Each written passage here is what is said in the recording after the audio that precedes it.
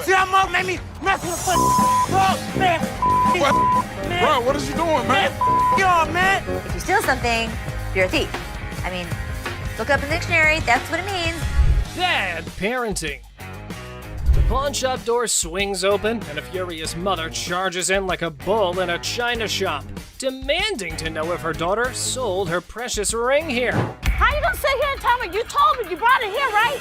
Yeah. It best be here. I don't have it. Now what we gonna do? There's nothing What the I can hell do. we gonna do? Cause I need my Nothing I can do. Don't I just have belong to to have my her mother. right here, I want my ring. Not a good impression anyway. To defuse the chaos, Ashley stepped up. Let's see if it helped or not. You took your grandma's ring Yes. and you pawned it. When? The day before yesterday. Okay, so where's your ticket?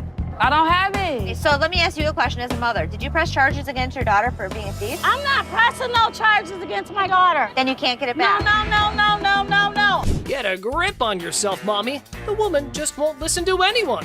Man, where do such people come from? No wonder her daughter's acting the way she is. I came in here to try to resolve the situation. But yeah, you want to figure it out. No. Hey, get off him. You better figure out some way to get your mom's ring back. Watch when I get your ass home. Now see, now you got labeled as a thief. Coin thief. Ooh, there's a new player in the game. This fella's got a quarter that supposedly belonged to JFK when he got the axe. And guess who he's trying to sell it to? Les, of all people. This should be interesting. Need a second person to touch it, man. You see this, man? Who was the first? JFK, man. JFK. Hell yeah, I'm trying to get 30,000 for it, man. Really? Our friend here needs to know that he's trying to close a deal with the boss. Yup, the big cheese himself. You know what that means? He better have some answers ready. I don't think this guy even knows who the president is today. What year did they put Lincoln on the quarter? 67. Who's on a penny? Bill Clinton, whatever his damn name is. Well, he means you'll have to take your business elsewhere if you want to avoid glitter and dancing. But anyway, this punk got mad, and here's what happened next. Want to go out for the pass? Please. Man, Follow him out. much, man. Man. Oh, you forgot to ask you. Let's go. See that mug made me mess with the man. Bro, what is you doing, man? Yo, A young man from Dallas walks in, all proud of the watch that his grandma gave him, thinking it's worth $500. But Les takes a look and points out some issues, saying it's not worth much. A man from Dallas walks in. What you got here? That's a watch my grandmother gave me. And how much did you want? I'm trying to get 5. The guy's not having it. He wants to talk to someone who knows their stuff. Yeah, you see this discoloration on the side? No. Rose color metal in there, looks like copper. I see gold. But it's not gold. I wouldn't be able to take it. Can't give me nothing. Les tries to reassure him, but things go south. The guy's all frustrated, claiming his watch is worth $500, demanding to talk to the jeweler. Sorry. Can I talk to somebody that knows what they're doing? You can talk to me. Les, you're bullshitting me, man. I have to get home, man, this week. I understand that, but it's got no value. It does have value. Things begin to go south. This is a bunch of bullshit, man. I want to pawn my watch that's worth $500. Let me have you talk to my jeweler. Now, when the jeweler says it's basically worthless, things get wild. The guy goes off, and before you know it, he's getting escorted outside unceremoniously. Well, this guy's been in the jewelry business all of his life. He wants a $500 loan on a watch. What can you do with it? What are we doing? Well, I wouldn't really call him names. We're not calling you any names. Outside, he's still fuming, dropping some colorful words. It's a full-blown scene at the pawn shop. The guy wants his watch back, but Les isn't having it. Nothing. Stop being a bitch. This is the worst pawn shop in the city. It's a piece of dude. Give me my mother. Man, come over here and pick this bitch up. You, get him here. Let's go, my man. You got Jimmy, man. The buddy. Hands up. Yes, sir. Yo. A customer eager to test the bike's functionality pushed to take it for a spin right inside the store. Horsepower I got? A lot. 600 cc's, my man. Seth, smelling something fishy, hesitates but agrees to check it outside. The customer, though, pushes to ride it down the road, making Seth suspicious of his motives. It's just pretty wild. I don't see what it's got. Can I get the keys? I want to see if it starts.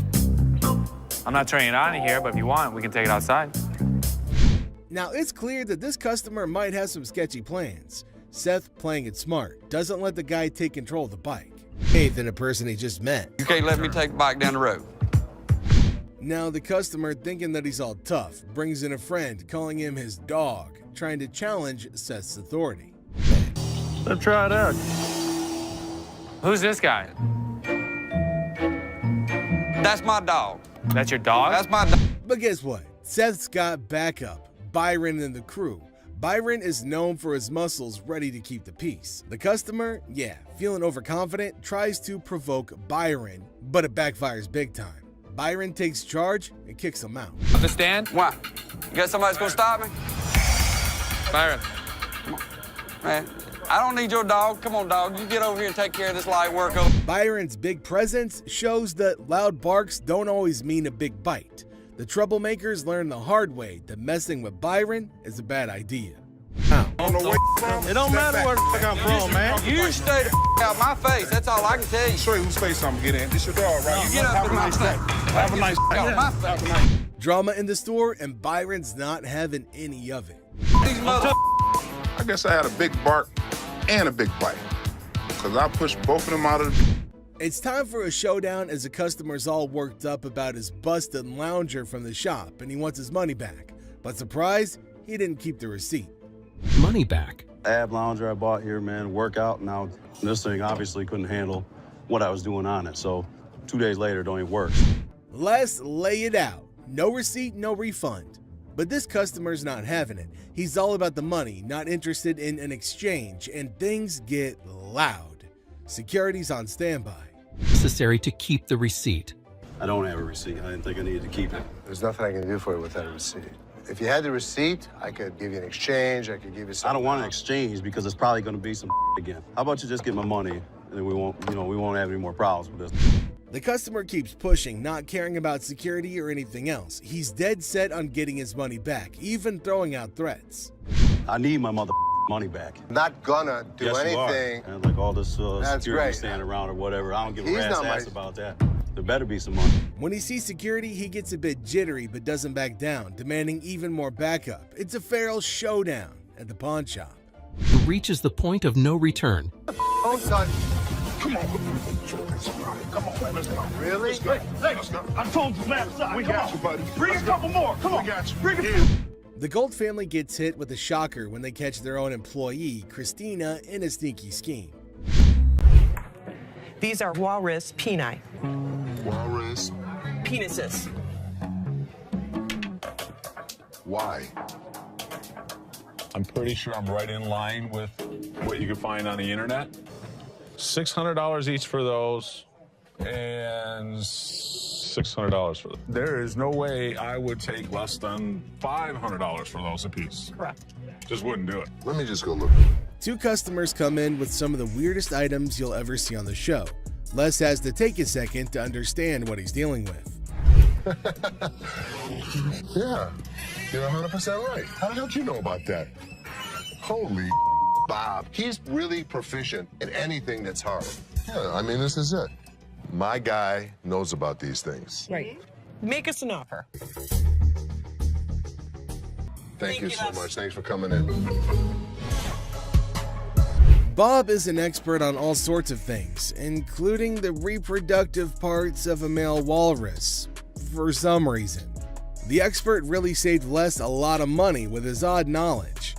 Skull of an elephant. Really? It's very unusual. It's very unusual. How did you get it? My best friend had it, passed away, and I inherited this one. It's where the tusks were. I understand that. It came from Africa? Yeah, right. Well, I So- can promise you nobody's ever brought in an elephant skull, ever. That I can Little tell you. unique. How about 500? Nope. 500, I'll take it back. Throw it in my family room, even though my wife don't want it there. How about 12? How about 5,000? That's as low as I'm gonna go. It's definitely elephant season for Les, but will he be inclined to own this piece of an African elephant?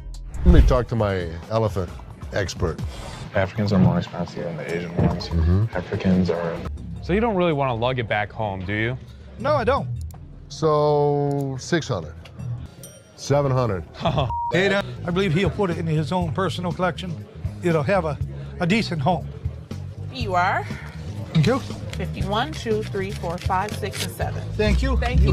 Les consults with his expert, and then he uses that advice to close down a good deal for the pawn shop. Robert Ashley, the deal expert, finds a customer with a car seat missing its base. Can Ashley make a deal, or will it turn into a funny situation? Ashley faces a funny moment. A customer wanted a Chilla scarf, but it's really just a bunny. Get ready for a wild time. So in walks this dude looking like he just stepped out of a heavy metal concert. Tattoos everywhere, face carved up like he had a disagreement with a razor blade. He's all like, "Hey, call me the devil." Seriously? Who does that? But hey, anyway, nice to meet you, Lucifer. Then he drops this bombshell. He's 2,500 years old. Seth's like, "Dude, you got me beat. Finally, someone older than my dad." But here's the kicker. He wants to swap his gold for some cash. Says money's the root of all evil. Yeah, buddy, you're really living the stereotype. 2,500 years old. Great. I finally got to meet somebody that's older than my dad. So how can I help you today? I want to get rid of this gold.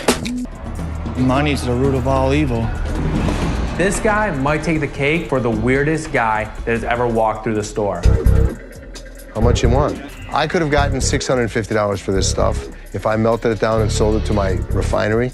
How about 500? Can't do it. Say $50 profit in this thing. So they're haggling. Seth offers 650, he wants 610, and they're dancing around like it's a satanic tango. But alas, the devil doesn't always get what he wants. Cue the sad violin. I guess we don't have a deal. So there Seth is, trying to make a deal with the devil, and he's all like, "I want cash for my gold," and Seth's thinking, "Sure, buddy, let me just grab my holy water." But seriously, with the negotiation, Seth offers him 650, he wants 610, and they're doing the demonic dance of the dollars. But in the end, no dice. No deal with the Prince of Darkness today, folks. Sorry, Satan. Maybe next time, bring a better pitchfork. Ashley introduces herself in a bubbly tone. Now Nana barges in, claiming that she was promised $400 for her 3-carat diamond earrings. She accuses Nicole of lying about the offer. Ashley Nana's outburst intensifies and she demands respect while causing a scene. Ashley calls for her removal, leading to a heated exchange. Nana storms out, hurling insults and leaving everybody exasperated. How are you? I'm doing okay. What can I help you with? Either trying to get a loan on it or you guys can buy it. Trying to set up for maybe like once. The certificate and everything is in there. And the bag costs actually way more than that. Well, if you can tell, it's actually stained. Okay. All through here. I'm trying to sell it for $150 or get a loan for $75 instead of the $50. Dealer Ashley is in the middle of a purse negotiation. Now she's trying to bargain her way through it, but it seems like she's hitting some roadblocks. The bag might be worth more, but it's stained. Now the dealer's not budging, despite the customer's attempts to reason. It's like watching a standoff at the OK Corral, but with handbags instead of firearms. It costs way more than this. Okay, but I'm not going to pay you for the amount that you think it's worth because it's stained. This is not one of the newer ones. This is not this season. I know about purses. Can I get somebody My pepperoni looking ass. Pepperoni ass? I don't even know what that means. Did she take a look at her own ass? Can I get somebody else? Now, things are getting pretty spicy. The customer isn't backing down, throwing out some colorful language and asking to talk to somebody else, maybe hoping for a more favorable deal. Now Ashley's standing firm, not letting the pepperoni insults get to her. It's a battle of wills over a bag, and nobody's giving an inch. Can't blame a girl for trying, though. Somebody else? Why do I have to talk to you? Because You disrespectful. I'm disrespectful and you call me a pepperoni ass? Ugly ass bitch. Can I talk to the owner? I'm the owner. You're not the owner. The owner is the other man. You must have. How you get here? You your way to the top. The tension's palpable, and the customer wants to escalate things, demanding to speak to the owner. All surprise twist, Ashley is the boss lady. So, will the customer stick to her guns, or will she fold like a deck of cards? This customer was trying to sell a piece of jewelry that didn't exactly hit the specific weight to make him eligible to get the amount that he wanted to sell it for. It doesn't weigh enough for us to take it. Ain't no gravity in my... That's a pretty bold request that he's made, especially to an employee of said store. He wants me to take my jewelry off and put it with his so I can give him more than $5. $5? I'm sorry. That's all we can go. We're just not interested. $5. We're not interested. Before he can hold everyone else up, Les manages to get him away from the window. Thank you. So I can't get nothing. Nothing. For it? Nah, Ain't nothing gonna work. We're not interested. Ain't nothing go with it. I don't know what else you got to go with it. I ain't got nothing to go with. I'm asking y'all for something to go with it. Instead of just getting out of the store after all their business is over, this man decided to take a seat in one of the chairs in the store, which is a big no-no. No, he can go. I can't get a little bit from that. Hold on, man. Since he was being quite irrational, they decided to carry him out of the store, screaming and kicking. Can't get one. Get full. That's good. That's good. Let's go for getting Seth is used to loud and rude customers, but this is the first time a customer tries to flirt with him. It throws Seth off balance for a second, but he proves that he's a businessman to the bone. What's your name again? I'm Seth. Oh, you cute. Yeah. Focus. Let me see your ring. Are you married? I'm good. That mean you're married? I'm good. Seth gives the woman his offer for her items, and she replies with an interesting counteroffer. Neither Seth nor Rich are willing to take up her offer, but Seth might know someone who will at least consider it. You want to taste it, Rich? I'm good. Rich, you just offered. Dude, listen, I wouldn't move in on your action. Hey, Rick. Would you suck on that pacifier for $20?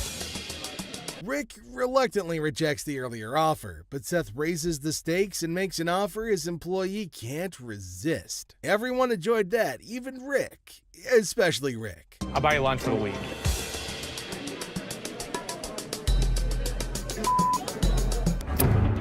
Ready?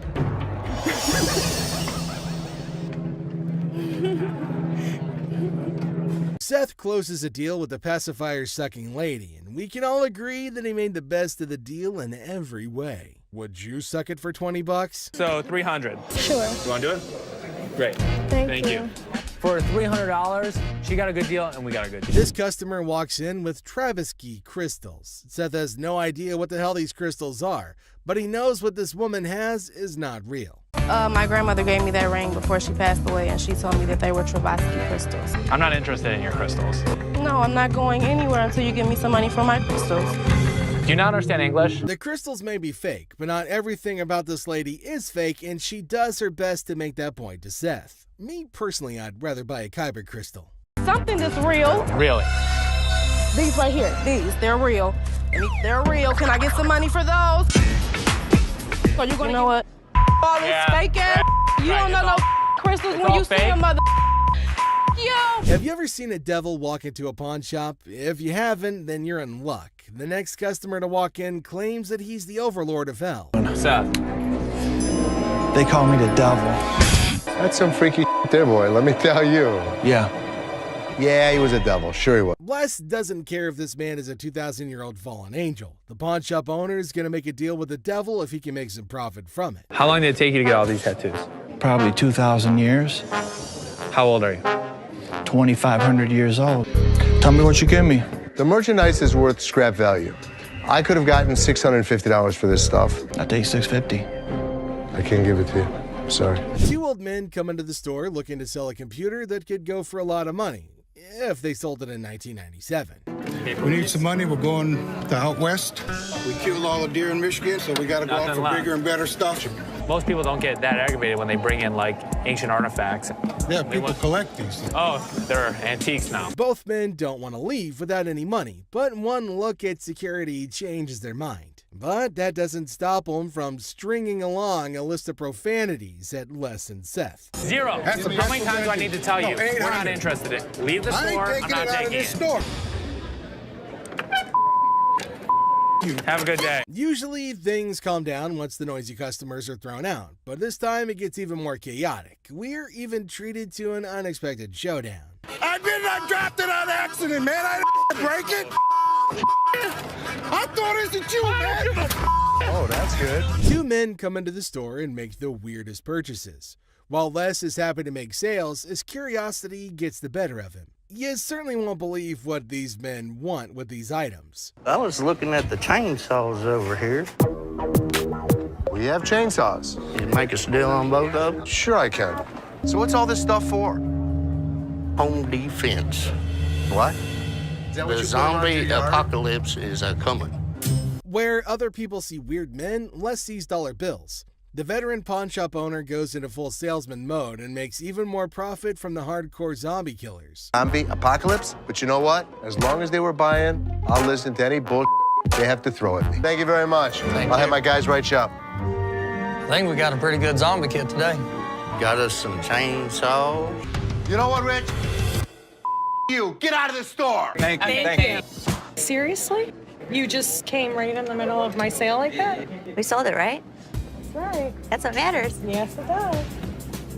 I cannot wait till Uncle Les comes back. Well, ask one more time. Did you say get out of my way, you bitch? It's been brought to my attention that you have told Linda to get away from me, you bitch. Prove it. I ain't did nothing.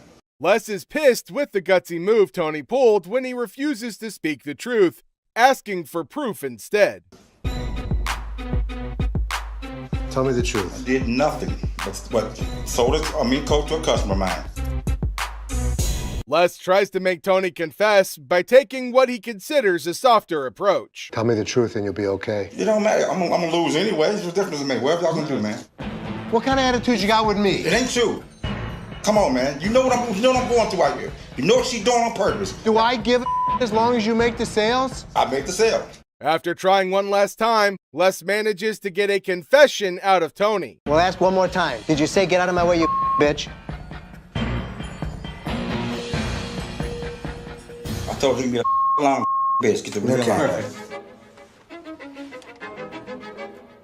Since he confirmed he did violate the rules, Tony bags himself a suspension. All right. See you Saturday. Maybe. Although he successfully delivered punishment to Tony, Les failed as a boss when he refused to try to know what could have led to the issue. How many chances can I give this guy? Ashley, how many chances can I give you? Me? You! Seth calls in Ashley, Seth, and Karen over to his office to go over the results he got from their mystery shopper. While making rounds through the shop, Les finds out Rich wasn't in his post. Where the hell is he? Rich! Seeing that Rich had left the business in a bid for pleasure, Les calls him over for a chat in his office. I'm looking for you in layaway. Where the hell are you? I gotta sit in layaway all day long and just wait for something to happen? I needed to take care of something that was out on the floor. Les threatens to fire Rich, who had been a loyal employee at the shop for over 20 years. It arrives, and bam! A pirate ship vehicle pulls up. Believe it or not, folks, pirate ships are real. How cool is that? Shiver me timbers. Let's dig into more detail. Buck's mischievous grin invited the pawn shop guy to inspect his street-legal pirate ship, leaving him in disbelief at the ship rolling on the road. Chumlee, intrigued, joined Buck for a spin, both eagerly anticipating Rick's mysterious response. Buck, bursting with enthusiasm, showcased every detail, building suspense for Rick's impending reaction, creating a thrilling wait. Woo! I'm on a boat! What's up, ladies? As we explore the boat's details, prepare to be mesmerized. Buck's turned it into a luxurious entertainment-packed ship with TV and laser beams. Buck's living in a fantasy, folks. He bumped the price to $250,000, leaving Chumlee stunned with a $100,000 offer. Bargaining ensues, but hold on. Rick's entering the scene. Things are about to get even more interesting, don't you think? No, that's bull. Whatever. Oh, sorry. $250,000 for a pirate ship? Buck storms off in anger, but if you're in the market, he's your guy. Ahoy, mateys! Now, speaking of high prices, would you consider a $5,000 spectacle? Mr. Vital tempts Corey and Chumlee with a priceless 18th century onyx diamond and platinum flip spectacles. Who needs such luxury just to read? Ponder on that, folks. Hey, how's it going? Hey, what's happening? I've got something here which I think is pretty spectacular. A magnifying glass. No, it's better than that. Bam! That is 18th century onyx. As Vital claims $5,000 for the onyx specs, Corey and Chumlee reconsider. Expected, right? Still stuck on the price? Time to move on. Corey seeks Rick's advice, and here's where it gets intriguing. Rick's jewelry expertise makes Vital's price take a U-turn, slamming down from $5,000 to a mysterious $700. Wonder what Rick knows. Probably 1920s, the whole Art Deco style. This was what was popular during the time period. Spectacles were probably first invented in the 13th century. This made Vital get really disappointed. Actually, that disappointment is acceptable, isn't it? The bargaining continued, and at last, at $850, Rick walked away as Vital stood disheartened. Does this help Rick or Corey or Chumley to negotiate better? Cheers. Thanks. You sure about that? Yeah, I'm sure. All right, I'll meet you down over here at the counter. All right, appreciate it. Antiques. Antiques are quite breathtaking and valuable. It does offer us millions and billions of cash, only if it's authentic. Let's meet a guy who tries to sell a fake 1888 Perseus and Pegasus statue by Emily Pacall. Who isn't fascinated by the great Greek mythology? The fables and morals are indeed captivating. One morning, a gentleman approaches Rick with an 1888 Perseus and Pegasus statue by Emily Pacall. Rick is astounded in seeing that artifact and claimed that if that's an original, it is indeed worth thousands. Wow, can you imagine, folks? One day you have a valuable artifact, the next second you have an I'm rich kind of moment. Something worth imagining, right guys? How you doing, gentlemen? Oh, pretty good. I have a bronze statue I'd like to sell. Do you know much about it? I don't know what to tell you about that. The man listens patiently to Rick's captivating mythology theories and facts. Moments of calmness pass, but then the atmosphere shifts. Rick drops a bombshell. The artifact isn't an original, but a recast. Things escalate before you can guess, and even security hovers on the edge. Dramatic, isn't it, folks? 1930s, died around 1915. He did a lot of mythological stuff. It escalated way too fast, and the man was done and stormed off the place cussing Rick and the other men. People were surprised, but it was a regular day for Rick. Rick's life is quite adventurous and fun, isn't it, guys? Let's research more about Rick's day-to-day meetings, shall we? Photographs are said to be the doors to the past. We live ourselves through photographs again and again. But what if the photographs are made to lie or to make money? Isn't that point of view interesting? Let's meet a man who uses the photograph of great Abraham Lincoln and Mary Todd Lincoln to make $1 million. On a pleasant day, Rick gets a potential seller who's going to surprise him and us all with his possessed item and the strange demand. Good. So here we go. Gorgeous. It's supposed to be Abraham Lincoln and Mary Todd Lincoln. Chumley grows suspicious of the Abraham Lincoln and Mary Todd Lincoln photograph. Surprising? Not really. Rick steps in, emphasizing the need for a master's eye before sealing the deal. Confusion ensues, prompting Rick to call in Maureen, an expert. Maureen declares the photo illegitimate, sparking tension between Rick and the seller. Spicy, right? Now, the absurd unfolds. The seller demands a whopping $1 million for the photograph, leaving the crew and us, the audience, utterly speechless. The man has left us hanging. What's really going on here? In 10 years. Honest to God. I know, you think this is worth $1 million? Isn't that correct, guys? Anyways, Rick didn't encourage the guy, which led to the repercussions between them. He took the big leap and faded away from the scene of action. Is greed an important factor in this, or are the sellers genuine in their prices? A lesson for you guys. One shouldn't be dumb enough to be this greedy. So this dude walks in, right? And he brings in some equipment, no beating around the bush, and straight up expects a cool $100 for it. Can you believe that? Like, I'm trying to get at least $100 for it. $100? Yeah. I won't even be able to sell it. Well, the guy just flat out tells him that there's no way he can cough up $100. So the customer's disappointed, but hey, at least he's keeping his cool, right? So how much can you give me, man? $20. Well, we're clueless about what this dude's gonna pull off next. But hold up. Seth comes swooping in to handle the situation like a boss. Let's see how he tackles it. Sitting on the back? Do you know what it is? It don't matter how many you sitting on in the back. Because then I can't. Well, things are seriously heating up, and it's turning into a real mess. Seth tries to talk some sense into the guy, but he's just not cooperating. And instead, he's shouting like there's no tomorrow. Dollars for this. You paid $200 for that, I overheard? Yeah, I mean, really, you paid $200. So Seth breaks it down for him, saying it's not even worth $100. But this dude is now causing a scene, making a big fuss that's grabbing everyone's attention, to be honest. I'm trying to get money for it. I've been waiting in this line for an hour. I need more than This guy seriously needs to calm down. He's dropping way too many curse words. And honestly, it's gonna be his one-way ticket out of the shop. That's when Les steps in to take charge. Let's see how that plays out. You gonna do old man? Who you calling old mother? Old man? No way, he actually said that? Like seriously, what the heck? This guy just keeps digging his own grave, making the situation even worse for himself.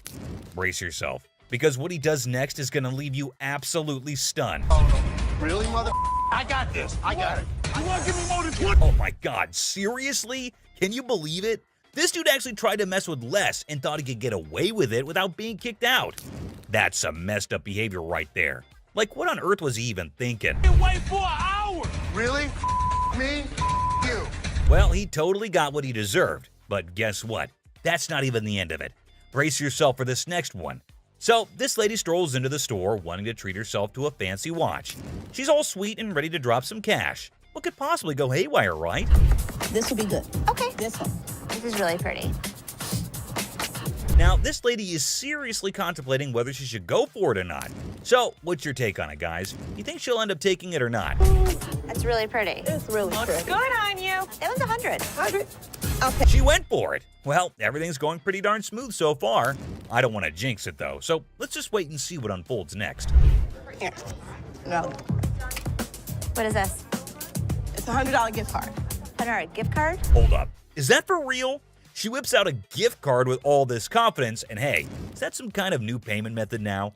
Ashley looks totally baffled by this turn of events. Not a gift cards. What would you call it? It These says are preferred customer. Right. Man, this lady is already super worked up the moment Ashley spills the beans that it's not a gift card. And she goes on to explain the situation.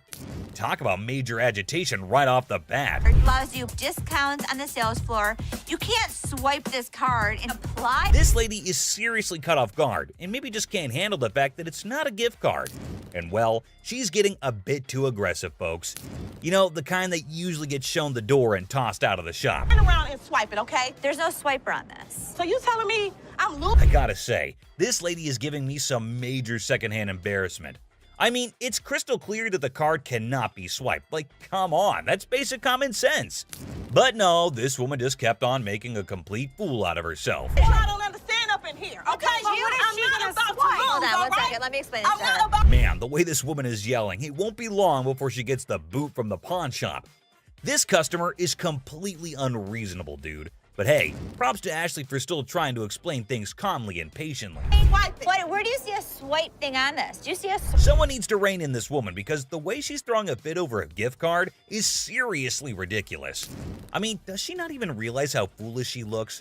Just look at her, still going on and making an absolute spectacle of herself. Somebody want to buy a preferred gift card? There's not $100 on it. There's not. Man, people can really lose it sometimes. It's wild. And last but not least, we get this other dude who goes absolutely bonkers. But here's the kicker. It's not about something he wants to buy or pawn. Now, you might be wondering, what on earth set him off then? Well, keep watching to find out. Hey, how you doing? I'm here to buy an engagement ring. So, no kidding, this guy is actually here to buy an engagement ring. Whoa, that's some exciting news, isn't it? Les coolly presents a selection of engagement rings, and you'd think everything would go smoothly, right? Well, except for the blaring car horns outside, because of course, nothing can be too easy. Oh, damn. So that's the reason for all the honking? There's a massive truck just sitting smack in the middle of the parking lot. Now, take a wild guess. Whose truck do you think that might be? Come on, give it a shot. It's not rocket science. Semi-truck. And then it's white gold. That's me. Sir, can you... Ding, ding, ding. It's none other than this guy. So Les politely requests him to move his truck from there. And what do you think his response was? Find your place to park? Oh man, come on now. I'm in a hurry. I can't be moving my truck in this. Yikes, did he seriously say that? I mean, how do some people not have basic common sense? Did he genuinely think he was doing the right thing? Les is clearly not putting up with it, and you could totally see that. You don't have an option. You have to move your truck. I'll be more than happy to show you. Can you believe this guy had the nerve to straight up say no? Well, let me tell you, things are about to take a turn for the worse for him. But just when he thought he couldn't dig himself any deeper, he goes ahead and proves you wrong. Why are you so rude? I'm not moving the damn truck. Byron, take over. Well, obviously he's about to get kicked out, and trust me, you gotta watch this. It's absolutely hilarious. Move the truck. Come on, man. That's wrong, bro. Next time, parking on the freeway. This dude should be totally embarrassed about his behavior. And oh boy, he didn't stop there. He just kept on going. And the last straw was this. Move your truck! These two guys roll up to the pawn shop claiming they got hustled out of their laptops and dropping hints that a shop employee might be in on it. Stuff back. There's two guys out here that are saying they were scammed out of their laptops. Les, the big boss, gets called in to handle this mess. As the duo spills their story, turns out they handed their laptops to some lady outside the shop, lured in by the promise of cash and laptop return. Tell me. She pawned 2 of our laptops, and she told us she was gonna give us the money and the laptops back because she knew somebody. Les is legit shocked. These guys expecting help after a sketchy deal? Nah, no way. You can see it on his face. Neither. Okay, wait, you pawned something? Yes, she had the ticket. When did you pawn it? Today. Now the guys want Les to switch the ticket for the laptops, but Les is playing detective. He's like, when did this supposed pawn deal go down? Today, they claim. Les smells something fishy and wonders if his employees are pulling a fast one, out of his way to help them. That's what we were trying to contact the owner because we want. I am the owner. I'm just trying to switch the ticket so she can't have them. You can, it's in her name. Legally, Les says the laptops belong to the lady. He can't just hand them over. The guys are desperate, suggesting a name switch on the ticket, but Les is like, nah, those laptops are technically hers. I wanted to know if I can't do it because, according to law, they belong to her, not you. Oh my God, Sal. Okay, so Les is in the mood. If they can ID the employee involved, he'll hand back their computers. They leave, but they can't deliver, depending whoever the employee is. If you can find out which one of my employees, you give me the guy's name, I'll give you the computers. Find me out what I need to know, I can make magic happen. Les, a pawn shop pro, suggests they hit up the cops and file a report. Guys are desperate, try to negotiate, but Les shuts down any rule bending. Every transaction we did today is still accounted for, so it's here. All you guys need to do is fill out a police report. We can handle it that way. Les shuts down any notion of bending the rules, highlighting that their laptops belong to the lady. Any way I can just switch the name. No, because they're in her name. They technically belong to her. And they don't belong to her. Les makes it clear they're not getting their stuff back without paying for it. If any of that. Inside job, and once we figured out, we came back and trying to tell you. No, that's not the way it went. That's not the way it went. The way it went was, you pawn your laptops to this pawn shop. Les drops the truth bomb. No laptops without paying. It's a lesson on greed. Here's the way it works. Nobody gets out of pawn without paying for it, and nothing goes out the back door.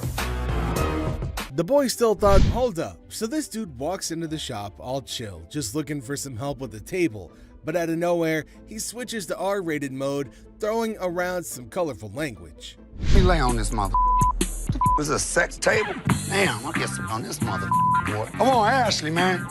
Les isn't having any of it. Bitch, that's who I've been screaming for. Come here. Get your ass over and shut up. He's like, Ashley, we need backup. Shut this down. Now it's getting wild. Dude is on a bed. There's commotion. It's like a party, but not the good kind. Get kicked in the face? Look, let me ask you something. No, you be quiet. Look, come this way, baby. If you let me, I'll be slapping that ass. Les steps in and drops the truth bomb. We're not turning this place into a free-for-all. But hold on, he's not just playing referee. There's the threat of a face kick. Yikes. Really? We don't think so? You don't disrespect my daughter-in-law? Les isn't messing around. He tells the customer to get off the bed, making it crystal clear, don't mess with my family. It's family. I'll tear that up, boy. I'll tear that up. Tear that out of here. Understand that? The customer throws out an apology, but man, what a scene, right? I'm sorry, man. I'm sorry, Les. I'm sorry, man.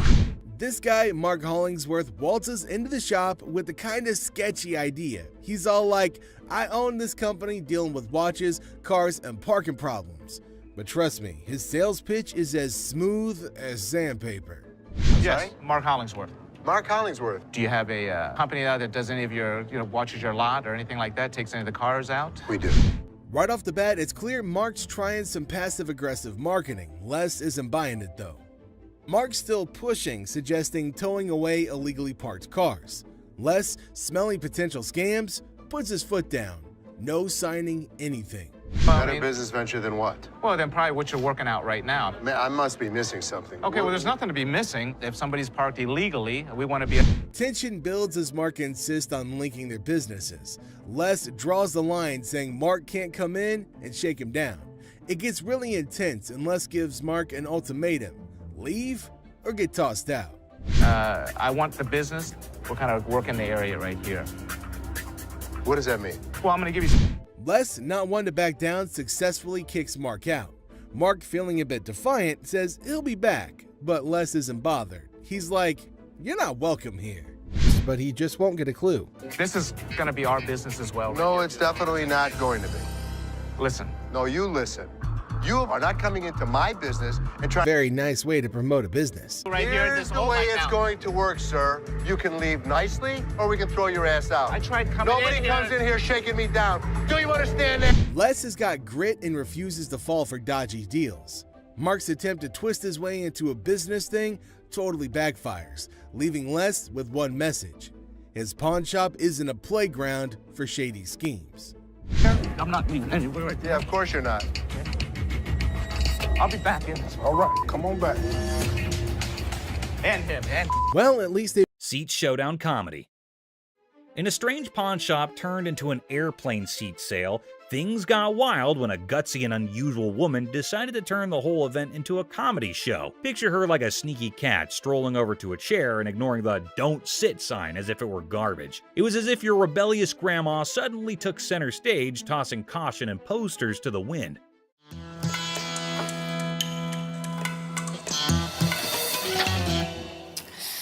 Then in comes the lady running the shop, armed with politeness and a simple request for the lady to give up the seat. Little did she know she was about to get into a funny showdown with our cool and calm customer. The woman, looking super confident and mischievous, said, "Just let me be," treating the chair like her personal throne. Okay, these are for sale. We don't have like a trial and error. Okay, well, I'm not trying to buy them. I'm just trying to try them out. As if that was not funny enough, the secret guards jumped into the blend. The shopkeeper, determined to bring order back, tried nicely to get the bold woman out of her comfy spot. But our fearless main character was not having it, bravely declaring, "You could not make me move." And what you can do is leave me the alone. Okay. Yeah. Then comes the guard trying to lift her off the seat. Suddenly, there's a big scene. The woman, now a pro at making a show, indicted the guard of bothering her and indeed threw in the surprise of claiming it was sexual harassment. The pawn shop turned into a stage for a solo performance, with our main character making up the script on the spot. No, thank you. You No, you can get your hand up. Get your hands off of me. Get your hands off. But the comedy did not stop there. Wanting to leave with a bang, our leading lady dramatically fell to the bottom, blaming the confused guard for pushing her. The shop, once a place for buying and selling, turned into a theater for a funny play where reality and silliness conflicted in the most hilarious way. Girl, You pushed me. What? I didn't touch. Did I touch you? And just like that, the woman in the pawn shop left everyone. Guards, shopkeeper, and onlookers scratching their heads, wondering if they had just witnessed the craziest pawn shop show ever. I'm not going anywhere. Do whatever you want. And we can have a staring contest. Joe Sofa Saga.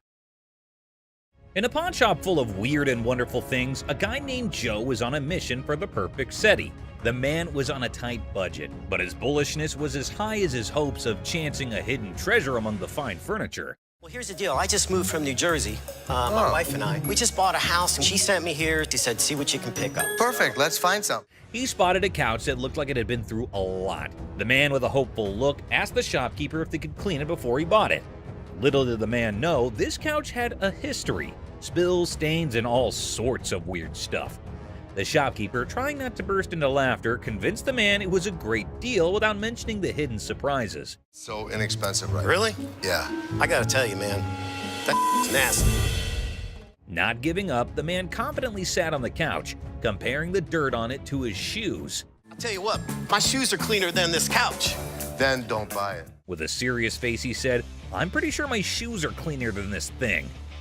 He even tried to make a deal, $200 for the not-so-great couch. $397.77. Really? Well, I only got $200. It was a deal only Joe could find reasonable in the world of craziness. The real laughter started when this man, without thinking much, joked that if the couch were the shopkeeper's daughter, she must be a nasty one. The line between funny and awkward was getting blurry. We had a reupholster and I gave it to Ashley. Is that right? Yeah. Is that your daughter? That's my daughter. She must be nasty, too. Out of the blue, a guard, called in by the offended shopkeeper, rushed in like a superhero. Joe was lifted off the couch and thrown out of the store, leaving everyone laughing. Yeah. Walk out. Walk out, my man. The pawn shop adventure had ended, but the story of Joe and the not-so-clean couch was sure to be a tale told with giggles and grins for years to come. Yes, sir. Go someplace else. That's the Dirty D right there, baby. Comic pawn shop confrontation. Okay, a man is coming towards the shop. Wait, what? Is he coming to have something from the pawn shop? The man asking about her daughter means how creepy it is. Hello. I need to pick up some stuff for my daughter. Is it in pawn? Yes, ma'am. Laughter begins. Everyone around is intrigued to know what had happened to this man. Oh, another man entered into the argument. Let's see what would happen. Man accusing the shop owners of stealing. How crazy this man is, constantly accusing them of being thieves. No, I want the stuff. Yeah, but without the ticket, we can't give it to you. The man is constantly infuriating them and sees he has come out the carbon. Who knows what will be the end of this nonsense fight? Oh, they're about to have the piercing argument. I'm here, I want the stuff now. And what's he gonna do? The man called the guard to throw him out, but see, the man is not in control. He is constantly arguing and challenging them without knowing the fact of the danger he's really in. Oh God, he's challenging the massive guard. The guard stopped him and said, "Don't touch me," but the man was not understanding. Hey, I ain't scared of him. Is he serious? Calling his death to come earlier. The guard, in his fur, sent the man out. The really funny moment for all because the stupid man in his arguments really put him into account. Hey, you can't get... Hey, I want my stuff. I tell you what, big boy. Hey. Battle for sanity. Well, folks, take a look at the pawn shop's front yard. It's like a bustling highway out there. The crowd has formed a lane longer than my grandma's stories. And guess what? The sanity levels are off the charts. It's like a contest for who can stay the sanest. Now, hold your horses because here comes the geniuses. These folks are more interested in the pawn shop than a cat in a laser light show. Well, he's from California. Look at all these idiots. They've gathered like it's the grand opening of the Pawn Shop Olympics. What's the big attraction, you ask? Maybe they're expecting a magic show, or perhaps the pawn shop secretly giving away free wisdom. Or, here's a wild thought, they're gearing up for a full-scale aggression mission against the poor souls inside. Watch out, world, we've got a pawn shop revolution on our hands. Stay tuned and remember, in the pawn shop chaos, sanity reigns supreme. Good luck, brave souls. That's nuts. But in this next episode, this person walks in with a really interesting gun. But how interesting? You're about to find out. Yeah, it's like something James Bond would wear. Yeah, right. You just saw that, huh? But that's not out of a James Bond movie. That thing is as real as it gets. What can I help you with? I'm here to sell my ring pistol today. Well, you know how a gun never stays in the shop for long, be it whatever shape or size. But this thing is something I've never seen or even heard of before. Have you ever seen a pistol ring? Boy, you're looking at it right now. This is something definitely worthy of adding to the antique collection list. Come on, you have to agree with me. Everything about this pistol ring is antique, from loading it to the trigger to its hammer. This thing is a killer. Literally. You know what? If I ever went undercover on a mission, I would definitely carry this cute little devil. James Bond, we just found your vibe, and I know Rick would agree with me too. Yeah, that man seems very particular about the price he's going to ask for that dangerous ring. I'm looking to get $9,000. I'll use it to buy some of the things I collect more often. I personally would wear that ring everywhere. It's an all-in-one combo, kind of a hidden treasure who can double up like your personal bodyguard. It's unreal how cool this thing is. But hey, did Rick just contradict me? Wear them just for fashion. Damn, Rick has got a good sense of humor, not gonna lie. Seriously, getting hit by that mini pistol ring would definitely hurt your ego hard, man. It's also seriously a gun. I mean, it would really hurt getting shot with this thing. And oh, I kid you not when I say that the man clearly did his homework right. He literally asked for $9 grand in the blink of an eye. I mean, that piece truly is a showstopper. But that expensive? Damn. The $9 grand. They're pretty rare. So what happened is that the deal took an intense turn, and Rick, being the smartest in this show, had to prove it. So before finalizing the deal, he wanted a bit of expert advice. I mean, that's always better than regretting later, right? So let's see what the expert had to say about this antique pistol ring. The European gunsmiths, they were making all kinds of little weird things. This is the Imperial Protector. Basically, looks like this tiny mean machine has taken down quite a few people in the past. So it must cost a bomb. But let's hear it from the expert himself. For $11,500. Okay. Thanks, Tony. I really appreciate it. Whoa, I never expected that. $11.5K? That's crazy. And just look at the size of that thing. That thing is golden for sure. But as you know, Rick plays by his own rules, and I'm curious to know what he has to offer. I'll give you $3,000 for it. No, can't do it. Okay, so Rick is trying to settle the deal for $3 grand. But bro, that's like not even half the price the seller asked. Do you think the man will accept the offer? For someone who knew a great deal about the pistol ring, I don't think this man is gonna budge. But Rick wasn't ready to give up or give in as yet. So, do you think they'd both settle on the same grounds? Who do you think is going to win this round? Well, let me put your anxiety to rest, for here comes the moment you're waiting for. As amazing as this thing is, I'm sorry, I just can't do it. And just like that, Rick missed the chance and saw the extraordinary collector's pride walk right out of his door. But what happened in this next episode is even crazier. Working with an instrument maker and got really, really interested with the harmonica. You know how music instruments can be great collectibles. In which case, what do you think about an ancient instrument that has an emotional connection to it? Does it help double up the price? Well, I don't know about you, but I have never seen a shining gold M Hohner harmonica. We've all played a harmonica once in our lives. Right, we have. And we thought we were good at it. So for those of you who don't know who Matthias Hohner is, here's a quick history lesson for you. Hohner was a trained watchmaker born in Germany. And his company, Math Hohner AG, is the oldest and largest producer of harmonicas in the world. If you want to know more about this masterpiece, here's Rick for you. So apparently the watchmaker was so blown away by the piece that this is what happened. So he saw the writing on the wall, but he was also working with an instrument maker and got really, really interested with the harmonica. Rick's knowledge never fails to amaze me. There's no question that he is a master of his job, and his trade skills are even better. But is this going to be a jackpot or a lost cause? Before Rick states his price, he found a problem with the musical piece. You get in the ballpark. Okay, all right. It's plastic, and it's not in the greatest shape. I don't know, it's not too bad a shape. The cardboard's coming off. Oh no, that's going to majorly affect the price of this beautiful piece right here. So while the seller was holding on to a grand $500, what Rick pitched was unbelievable. Here's $75 for it. It cost $75. Wow. I would feel humiliated if I was that harmonica right now. I mean, come on, man, it's not that bad. But what can I say? Rick knows better. And the seller wasn't ready to back up, and even had a genuine reason for it. $1 to fill my truck up with gas right now. I can't take 75. I find the man reasonable. The least you can do is compensate his gas. But as you know, there are no emotions involved in business. Rick's not taken aback by anything, and sticks with his price, but he failed to grab the deal.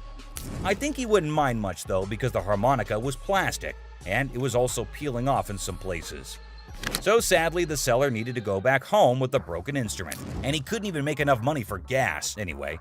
Next up, we got this interesting thing that you'd never expect at a pawn shop. The guy just pulled in the parking lot with a boat he wants to sell. So Chum and I... Yes, it's a freaking boat! What you're looking at is a 1958 Sea Flight Glastron, and this is no common sight, y'all. Rick and Chum came to take a look at the huge and fascinating boat, and it looks like they already like what they're looking at. 57 Chevy, didn't they? Sure did. Is it a convertible? And how could something start without Chumley's irrelevant questions, right? Like always, he was more worried about the boat being convertible or not. Well, chum, you definitely cannot expect everything to be fancy, okay? Despite that, I can't help but love Chumley's confidence. Meanwhile, the seller has made up his mind to demand a hefty $10,500 for the boat. Let's hope he can make just as much from the master of negotiation. And this time, the item in question was a timeless beauty, created in 1958, standing tall, defying the effects of time. Whoever maintained it surely did it with the utmost care and dedication. Great work right there, but I think someone is already getting busy coming up with the numbers. It looks just like the 57 Chevy I got for the old man's birthday. It's definitely tempting. Rick's already deciding how he was going to pitch this look-alike a 57 Chevy. This Glastron boat is awesome, but boats are tough to sell, so it has to be a home. Like he already said, boats are money pits. I mean, nobody would want to keep this huge boat in their homes as an antique. Quite rare, as the word suggests itself. But this seller is definitely giving Rick tough competition. With all that USP knowledge he was throwing about, he came in here ready to face the pawnbroking world. Do you know why? Because it was a little 17-foot boat. No, because it was fiberglass. No more wood boats. Wood boats were moving out. But what happened next was totally unexpected. 10-5. In an unexpected turn, the owner of the boat bravely revealed a startling price tag, $10,500. Wow, that's crazy. What do you think Rick is gonna do? Will he buy it or break it? I don't even want to make you an offer. There's too much work that's got to be done for me to make anything. Did you see that? Rick didn't even make an attempt to convince the donor to accept a lesser price. But that's exactly what the show is all about, expecting the unexpected. But you cannot miss this museum piece that just made its entry. Refrigerator. Well, well, well, guess what we stumbled upon? A person. Yeah, a real-life human being lurking inside a refrigerator. Now that's one way to stay cool in a store. What the are you doing? I was checking out this refrigerator. I've heard of this situation happening before. People hiding in trunks, in suitcases, in cabinets. They wait until the store closes and then they rob the place. Our fella takes refrigerator admiration to the next level by boldly sitting inside. Talk about being a big Ice Age fan, huh? Just cut to the chase, man. You gonna buy it? I was thinking about buying it. Don't you normally check it out by looking at it, not testing it out? Sometimes. What are we gonna do, rob us? This mother is not getting away with it. Not here. Get ready, everyone. An exciting scene unfolded when the store owners confronted a potential thief. What an electrifying clash we're about to witness. Come on, man. You kind of remind me of like a crackhead Snoop Doggy Dogg. Tell you right now, you take another step, it's gonna be your last step of walking. Were you gonna stay in there all night, come out in the night? What if this guy is part of a bigger team? I'm worried. I need to figure out a solution and talk to my dad. Fake diamonds. This thrilling episode of Hardcore Pawn features a woman claiming her niece gifted her some earrings from their store. Oh, let the drama begin. So there's two problems here. The first problem, you don't have the receipt. Second of all, no cash. On the receipt, it says no cash refund. One more problem that's really key to this whole thing. These are fake. Everything got off to quite a normal start until the lady customer was asked about the receipt. Yeah, apparently she was looking for a pass on that. Talk about being delusional.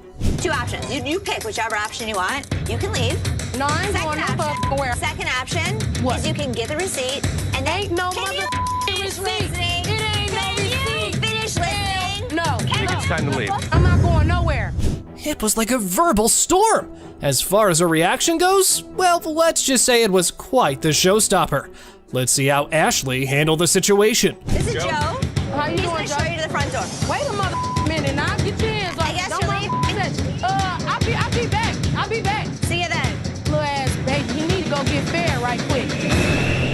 Welcome back to our channel, guys. I need my money. What you so mad for? Go ahead. Man, they took my money, man. Today, we've got a wild ride for you on Hardcore Pawn with some idiots. Get ready for a roller coaster of laughs, absurdity, and unexpected turns on this episode of Hardcore Pawn, where the ordinary becomes extraordinary. Body Slam. A man brings heavy vibes into the pawn shop, sharing his grandma's passing and hoping to trade a ring for rent money. Ashley, usually the pawn queen, battles a customer storm. The ring debate escalates into a shouting match. A $3 bill. Hi, excuse me. Yeah. Hi, I'm looking for a watch, maybe about $100. I got $100 to spend. Well, well, well, look at this drama unfolding in our favorite pawn shop. A woman struts in like she owns the place. The owner, trying to impress her, showcases some bling, and she's all ears. It's like a weird dance of possessions. That's really pretty. It's really Looks pretty. good on you. That one's 100. 100. I'll take it. Okay. Things are heating up. The woman, feeling all high and mighty, wants the pricey watch. Negotiations are on, and after some back and forth, she says yes. Cash time, right? Wrong. Now we add tax on that. It's gonna be 106. All right. Here. Hold up, the plot twist is here. She pulls out a gift card worth $100 and thinks she's the queen of the Pawn Palace. The owner's face? Priceless. She's like, lady, are you serious? These are not our gift cards. What would you call it? It These says are- preferred customer. No, snap. The owner ain't buying it. He accuses the gift card of being faker than a $3 bill. Trauma alert. The woman's in denial, insisting it's legit. This is better than a soap opera. Lie $100 on it. That is not our gift card.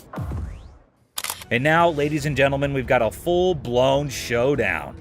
The owner versus the woman. It's like a bad reality show. She's trying to swipe that card. He's not having it. Cue the verbal fireworks. Okay, But you, what is I'm she not gonna about to swipe? lose, Hold on all one right? second. Let me explain this I'm to her. not about to lose. I want the watch. Turn around and losing. swipe. The tension is thick, and so is the irony. The woman's yelling, the owner's smirking. It's like a comedy sketch gone wrong. This fight is going in circles, and I'm here for it. You the ugliest two sisters I've ever seen in my life. Finally, someone with common sense. The owner kicks her out like he's escorting a misbehaving guest from a party. She's asking for directions like she's lost. Well, she kind of is, lost in her own questionable choices. I'm gonna get my money. Hey, Byron, show her where the money's at. My money. He's gonna show you where the money's at. As she's thrown out, she's hollering about fraud and wanting her money back. Lady, you tried to pull a fast one, and now you're left with nothing but echoes of your failed scam. Better luck next time, or not. Go ahead. They took my money, man. Somebody want $100. Penguin generator guest. Well, folks, here we're witnessing a bizarre episode at the local electrical supply store. A guy waltzed in reassembling a penguin on a skateboard. The shopkeeper's expression? Priceless, my friends. Generators are simple to use, my man. It doesn't run out of electricity or nothing, though, does it? More lost than a fish in a chess game. Round 2 of generator education, anyone? Could I take it to my house? After a reluctant re-explanation, our penguin's eyes light up as if witnessing a magic trick or realizing he only has $500. Cue the chaos.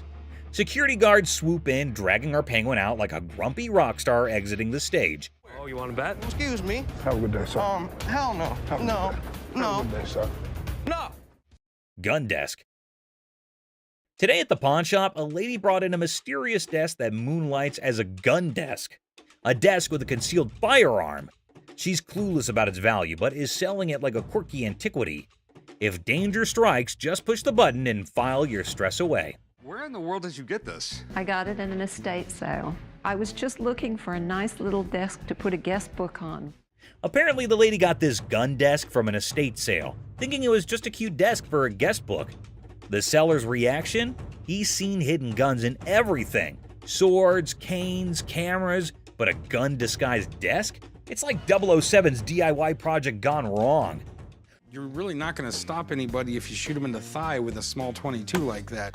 Well, it's not even a regular 22. It's a 22 short or something, it looks like. The pawnshop seller, baffled by the antique gun desk, insists on a buddy inspection to verify its age. The buyer, eager for the coolest desk ever, is like, where's the gun though? Antique furniture shopping meets gun control comedy. This thing is a gun. You press there's the trigger. That falls down, hits the hammer. The bullet flies out this way. The second seller is utterly perplexed by the gun desk, questioning its practicality. He's pondering who would buy a tiny desk with a hidden firearm. Meanwhile, the buyer's probably thinking, well, it's the perfect desk for a high-stakes game of hide-and-seek. The other thing is, I don't know how old this thing is. The seller delves into firearm logistics, explaining the pre-1898 loophole and the concealed weapon twist. Meanwhile, the buyer's probably regretting not majoring in antique desk forensics. Okay, it's one to have a gun, but now you have a concealed weapon because it's a hidden gun. Have you had it apart? Yes. The seller navigates the murky waters of antique gun regulations. The buyer, eager for a legal loophole, contemplates turning the gun desk into a non-threatening relic. Antique fire drama at its finest. Thanks for bringing it in. Oh, you're welcome. I really wish I could have bought this because the odds of another gun desk coming in here are slim to none. Super Bowl ring. Walked into the pawn shop like a Super Bowl champ flaunting a ring fit for the football gods. The seller's dreaming of a touchdown deal at $22,000. But he's ready to settle for $19,500 because even champions negotiate in the end zone. I'm looking to get anywhere from like $22,000 to $21,000 for the ring, but if $19,500 was to hit it, I'd take it. The seller got the ring from a forgetful wide receiver deal. It's from Super Bowl 39, and despite the shop owner's dislike for the Patriots, he acknowledges their success. An issue with the ring's mark is noted. If this Super Bowl ring is the real McCoy, it's worth tens of thousands of dollars. But a hand-engraved manufacturer's mark just doesn't seem right to me. The pawn shop worker, with a quirky habit of hoarding Super Bowl rings, scrutinizes the suspect engraving on the Patriots ring. The seller's mid-20s price tag meets skepticism as the shop owner delays, realizing this ring's authenticity quest might need more detective work than expected. I'm gonna have to get somebody in here because it just doesn't look right. I want to do a little bit more research, so we'll get this thing figured out. The seller's nervous about the big bucks, defending the ring's authenticity with player credibility. The pawn shop worker, still skeptical, calls in an expert, and in walks Jeremy, the ring detective, ready for some bling investigation. Now, rings that are given to players are far more valuable than if they're given to a front office staff member or something. The expert, dropping knowledge on the 04 Patriots ring, relishes Eagles' losses. He educates on the ring's bling, emphasizing player rings' value, and highlights the counterfeit struggle. The pawn shop now is a sports memorabilia professor. Usually you would see that not only in a different location, but it looks to be actually hand engraved rather than actually out of the machine. The expert dissects the Jostens mystery, noting hand engraving and unique features. Despite the unconventional markings, he vouches for the ring's legitimacy. The 04 Patriots bling gets a 100% authenticity seal, and the pawn shop rejoices in a victory for sports memorabilia truth. They actually had to have somebody laser engrave each and every ring. So this ring is 100% legit, and it's pretty awesome. Sweet. The appraisal moment arrives, and the expert places the 04 Patriots ring in the high demand category, estimating it between $30,000 to $35,000. Super Bowl rings from players such as this sell from about $30,000 to $35,000. Nice, nice. The seller, aware of economic woes, starts at $22,000. But the pawn shop owner, considering the long wait, bargains at $18,000. Negotiations roll with a counteroffer of $21,000, reminding the seller you don't have anything like this in your showcase. The ring dance continues. I go 21. But you don't have anything like this in your showcases. I know you have a Patriots ring, but you don't have that Patriots ring. After intense haggling, the 04 Patriots ring lands in the pawn shop owner's possession for $20,000 cash. Family banter erupts over the new addition, turning it into a $20,000 paperweight threat. The ring battlefield unfolds. I'll give you 20 grand. Pass. 20 grand. Cash. $100 bills. Just because I need a Super Bowl ring for every one of my fingers. Deal. Deal. All right. German spy camera. At the start, the speaker enters a pawn shop and introduces the item, a 1950s German spy camera reminiscent of something out of Inspector Gadget. The brief mention of Inspector Gadget adds a touch of intrigue and playfulness to the scene. So how's it work? You adjust these little dials here depending on what you're trying to take your photo of. The focus shifts to the camera itself, identified as a Minox 3. The speaker highlights its compact size, likening to a cigarette lighter. If you give a 10-year-old a camera and say it's not just a camera, it's a spy camera, it probably got you out of your parents' hair for a couple hours a day. Oh, yeah. The customer expresses the purpose of their visit to sell the 1950s Minox 3 spy camera. The stated price expectation is around $150, indicating the perceived value of the vintage device. With all this on there, it makes it completely illegal for me to have anything to do with it. Chopper loan negotiation. So how can I help you? Yes, I got this. I can help him. I got it. How do you think you know more about silver than I do? I know how to price it. I know exactly how to. In a high-stakes confrontation at a jewelry counter, emotions flare as two individuals argue over expertise. Tensions rise with each claim about pricing silver, creating a chaotic scene. $30,001. No, it's not the $1. 30 grand. I'd like to say yes. Listen, 40 or 20. Let's flip a coin. The scene shifts to a pawn shop where negotiations over a custom-made chopper motorcycle take center stage. The owner seeks a loan, facing financial struggles and desperate circumstances. What are you doing? What you got? See if I can get a loan on my chopper. It's a 113 motor. The motor alone was $7,000. The stakes rise as a coin flip determines the fate of a $20,000 loan for the chopper. The tension escalates, showcasing the unpredictability of financial decisions and the impact on the customer's life. I've seen a lot of motorcycles come in here, but I've never seen one like this. Okay. I need about $10,000. The focus shifts to the custom chopper's specifications and sentimental value, highlighting the emotional connection due to the brothers' craftsmanship. The negotiation becomes a delicate balance of compassion and financial reality. On a loan, about $5,000. Paying off both, or I mean, 5,000. I'll go 5,500. all right. Deal. All right, we'll get change you low. 5,500. The episode concludes with a deal struck at $5,500 for the motorcycle. Despite falling short of the initial request, there's a glimmer of hope for the customer, bringing a mix of relief and uncertainty. Misguided price pursuit. Look at that. Is it real? You gotta pull this. Pull that. Try pulling that. I wonder how much that is. You got nothing. Two black women enter a pawn shop and discover a game machine. Excitement turns to disappointment as they realize it's for entertainment only, not for winning real prizes. This is a toy. That's a toy. It's a toy. This is here for the You're the manager. I'm the manager. Nice. You're not gonna get it. The atmosphere intensifies as the women express their displeasure, demanding a prize from the machine. The situation escalates and the guard steps in to address the misunderstanding. Let's go out. Let's go. One just keep walking, man. Keep walking. Don't tell me what's going on. Come on. Y'all out of order. The conflict peaks as the women continue to argue for a manager's intervention. The guard ultimately expels them from the pawn shop, concluding the incident. Bubble hockey.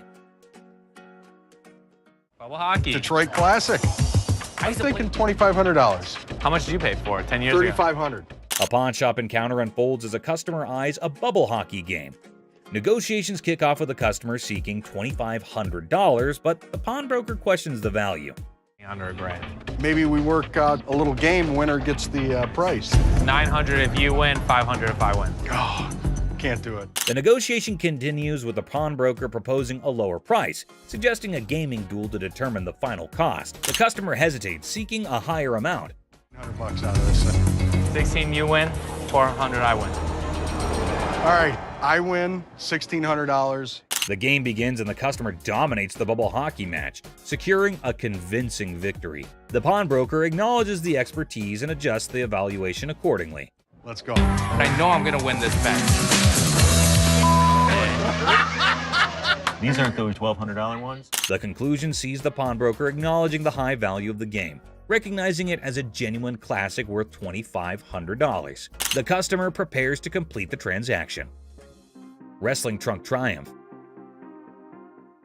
We have a champion item for you today. I think I got your new bathing suit over here. I don't think that's my size or my style. The episode presents champion-level memorabilia, wrestling trunks worn by Titus O'Neil during Money in the Bank. Banter between the pawn shop staff sets a light-hearted tone. Well, these are wrestling trunks. Okay, are they worth anything? So where did you guys get these? From a buddy of mine shortly after the show. Negotiations unfold as the seller details the trunk's origin, worn by Titus O'Neil and his college football background. Price discussions ensue, involving humor and strategic bargaining. Oh, how much are you looking to get? 1,800. Are they worth that? What do you think about 800? What about 14? Money at $1,000. Go for it. You have a deal. All right. The negotiation reaches a climax as Chumley proposes $800, leading to a amusing wrestling-themed banner. The final agreement settles at $1,000, and the seller agrees to the deal. And you sure this is like real and everything? Yeah. But you're sure they're real? 110%. Concerns about authentication arise, with reassurance that the trunks are genuine. Rick, the pawn shop owner, decides to break even on the purchase and seeks dinner in return. I'm gonna go look at stuff I understand. I thought you might want to put this back in your collection. Absolutely. It was my first WWE Championship match, and I won the Tag Team Championship. Titus O'Neil makes a surprise entrance at the restaurant, sharing the backstory of the trunks and their historical significance. The emotional reunion adds a personal touch to the transaction. We bought them for $1,000. So if you just let me break even and give me dinner, I'm good. Got me a little black bag and everything. Look at that. The episode concludes with Titus O'Neil expressing gratitude, and the pawn shop staff excitedly anticipates dinner. The atmosphere remains lighthearted, emphasizing the unique experiences of the pawn shop. Gunfire and negotiation. And it was handed through the generations to me. What are you trying to get out of it? I'm looking for $50K. 50,000. 50,000. Corey introduces Alex to Craig, who has a fascinating antique wheel lock gun. The guys are amazed by its rarity and history, and Alex is about to share some cool facts. Man, this is stunning. Dating from about 1600s. I've never seen anything like it before, but he's asking $50,000. Alex dives into the history of the wheel lock, revealing it's a German-made firearm from the 1600s. Craig is nervously considering a $50,000 price tag. Alex suggests a test at the range. Yeah, this is special. I love this wheel lock. And you still want 50 grand for it? Absolutely. After research, Alex discovers that the gun belonged to a Prince Archbishop's personal guard. The guys head to the range for a nerve-wracking but successful test, and Craig's asking price is discussed. Nice! What do you think it's worth now? I think it's $40,000. In a quirky twist, Corey notices devil emoji targets for a gun designed to protect a Prince Archbishop. The gun fires impressively, and Alex estimates its value at $40,000. Not as easily as I could do 30. I would go 32.5. We'll lose it over that. We'll do 32.5. The negotiation begins with Corey expressing admiration for the unique gun. After some back and forth, they settle on $32,500, striking a deal for the exceptional wheel lock gun. Churchill letter. A historical dealer brings a Winston Churchill letter to the pawn shop. The seller's writing? Not so great. But hey, it's Churchill, and the drama begins. I have a Winston S. Churchill typed letter signed. Okay. A quirky twist. Churchill wrote to a food writer about a paperweight from Benjamin Disraeli. The pawn shop team dives into the historical circus, paperweights and all. Enter Steve, the expert, unraveling the mystery of Churchill's signature. The magnification saga begins, complete with ink flow discussions and hilarious attempts to decipher the genius's handwriting. A surprise appearance by a 1968 Jack Kevorkian Volkswagen van shakes things up. The chopper deal is done, but now Churchill's letter gets a comedic price tag dance. Negotiations, magnifications, and laughs galore. The thing I do like about this is it's got the writing on it, and I would put the value at the high end of that scope, so probably about $1,500. The final act, the pawn shop owner, a smooth talker, bargains down to $1,200. The deals are sealed and everyone heads off with laughs, paperweights, and probably a newfound appreciation for historical handwriting challenges. I think 1,200 sounds good. All right, it's a deal. Thank you, Mr. Harrison. Meet you right over there. We'll do some paperwork. Goofball. Our tale kicks off with a grinning goofball strutting into a watch shop, exuding joy like he just hit the jackpot. His guest snagged the ultimate timepiece. The shop's proprietor, eyes sparkling with mischief, unveils a watch that could outshine Big Ben. Our hero, wide-eyed like a kid in a candy store, marvels, "Wow," treating it like a time-traveling marvel. But oh snap, it's tagged at a hefty $75. Cold, hard cash, not Monopoly money. Undeterred, our bold hero eyeballs another watch, a jaw-dropping $599. His face? Priceless shock. Unfazed, he blurts, "Yes, I want it!" Then comes the knee slapper. He pulls out a crumbled $2 bill. The shopkeeper holds back laughter, educates him. "That's $2,000, sir." It's a $2 bill. Okay, and it's worth $2,000. You can practically see the gears in the guy's noggin spinning, desperately seeking a way out. "Anyone up for a cash exchange?" he suggests, madness twinkling in his eyes. The shopkeeper, smelling trouble, hesitates, perhaps a financial genius or a victim of too many cartoons. In a wild finale, our hero with a mischievous grin hurls absurd insults like, "You're chunky with a giraffe-like neck." The bewildered shopkeeper calls in the guard. Enter the guard, booting out the funny guy, leaving the shop in stitches. Have a good day. Big Mouth is hungry. Unexpected drama.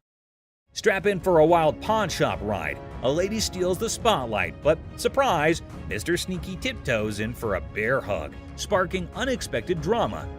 Gasps echo as the leading lady jumps, but it's just a playful fella.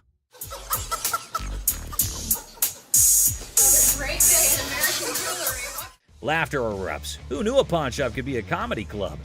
In this 6-second snippet, the pawn shop transforms into a stage for unexpected antics, surprising and delighting in this unlikely comedy setting.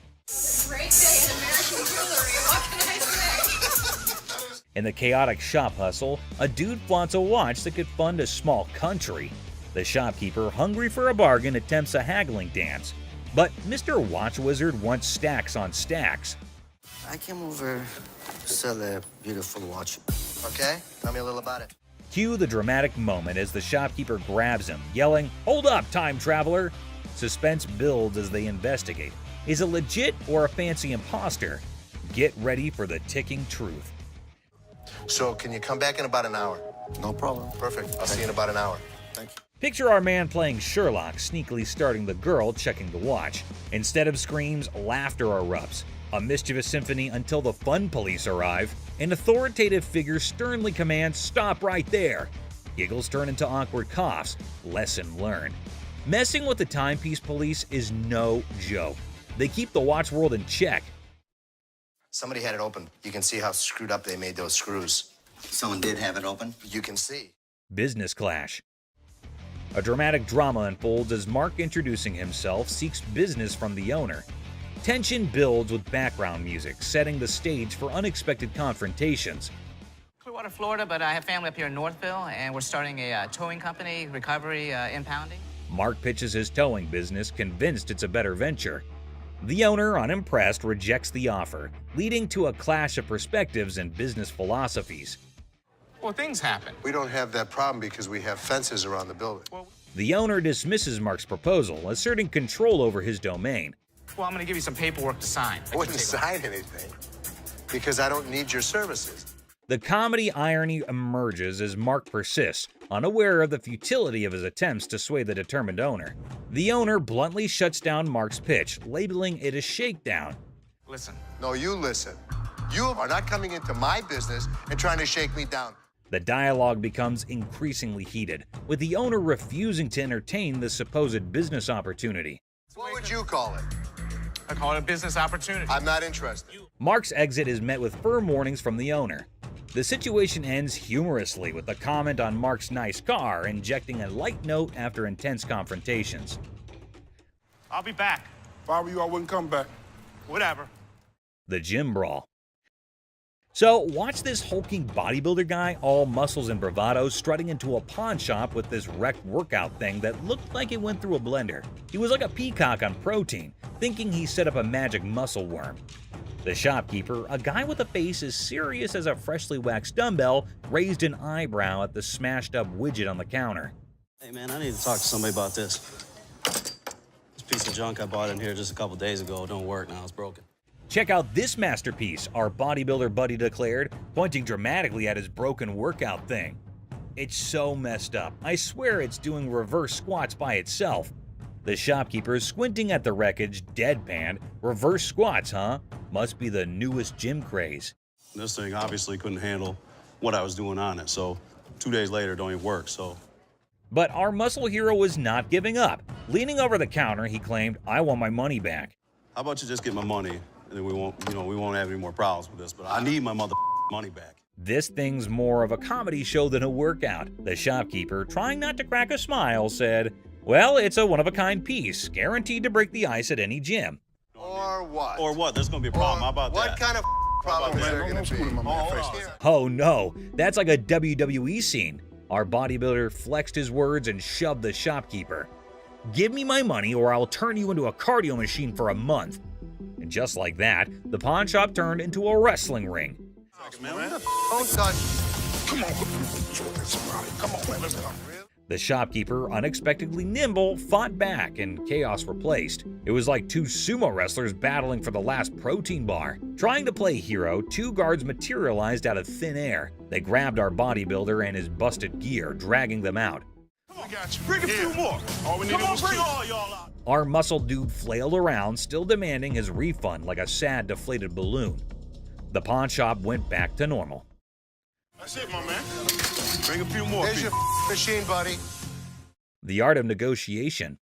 So let's see this guy walking into a pawn shop, allowing him to be the next big art dealer with a painting put away under his arm. He's giving off major, I'm gonna hit the jackpot vibes.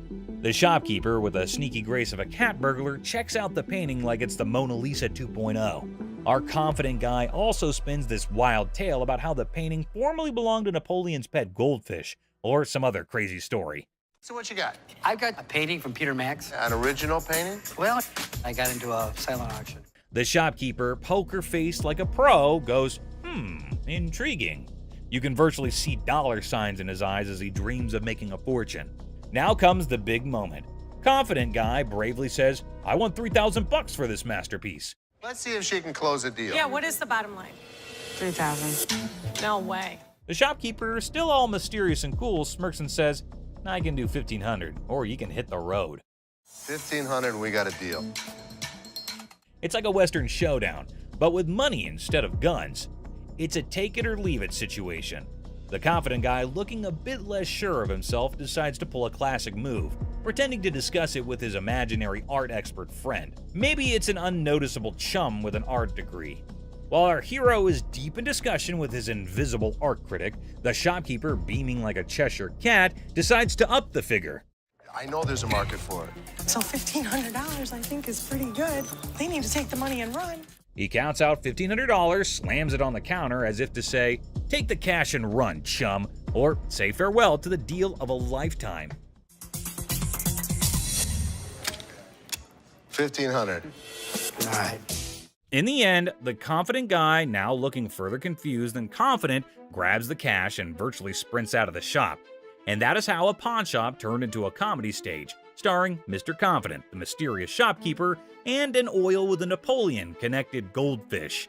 Art, my friends, might be priceless, or at least worth $1,500. Peter Max. Seat showdown comedy. In a strange pawn shop turned into an airplane seat sale, things got wild when a gutsy and unusual woman decided to turn the whole event into a comedy show. Picture her like a sneaky cat strolling over to a chair and ignoring the "Don't Sit" sign as if it were garbage. It was as if your rebellious grandma suddenly took center stage, tossing caution and posters to the wind.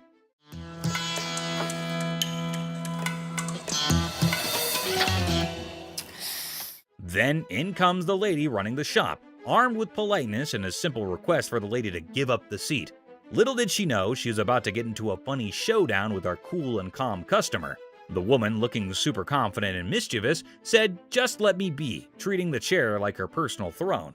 Okay, these are for sale. We don't have like a trial and error. Okay, well, I'm not trying to buy them. I'm just trying to try them out. As if that was not funny enough, the secret guards jumped into the blend. The shopkeeper, determined to bring order back, tried nicely to get the bold woman out of her comfy spot. But our fearless main character was not having it, bravely declaring, "You cannot make me move." And what you can do is leave me the alone. Okay. Yeah. Then comes the guard trying to lift her off the seat. Suddenly, there's a big scene. The woman, now a pro at making a show, indicted the guard of bothering her and indeed threw in the surprise of claiming it was sexual harassment. The pawn shop turned into a stage for a solo performance, with our main character making up the script on the spot. No, thank you. Get on up No, out of here before I no, don't have you to can get assist your you get too your much. hand off. There you go. Get your hands off of me. Whoa, Get whoa, your what's hands all off. that? But the comedy did not stop there. Wanting to leave with a bang, our leading lady dramatically fell to the bottom, blaming the confused guard for pushing her. The shop, once a place for buying and selling, turned into a theater for a funny play where reality and silliness conflicted in the most hilarious way.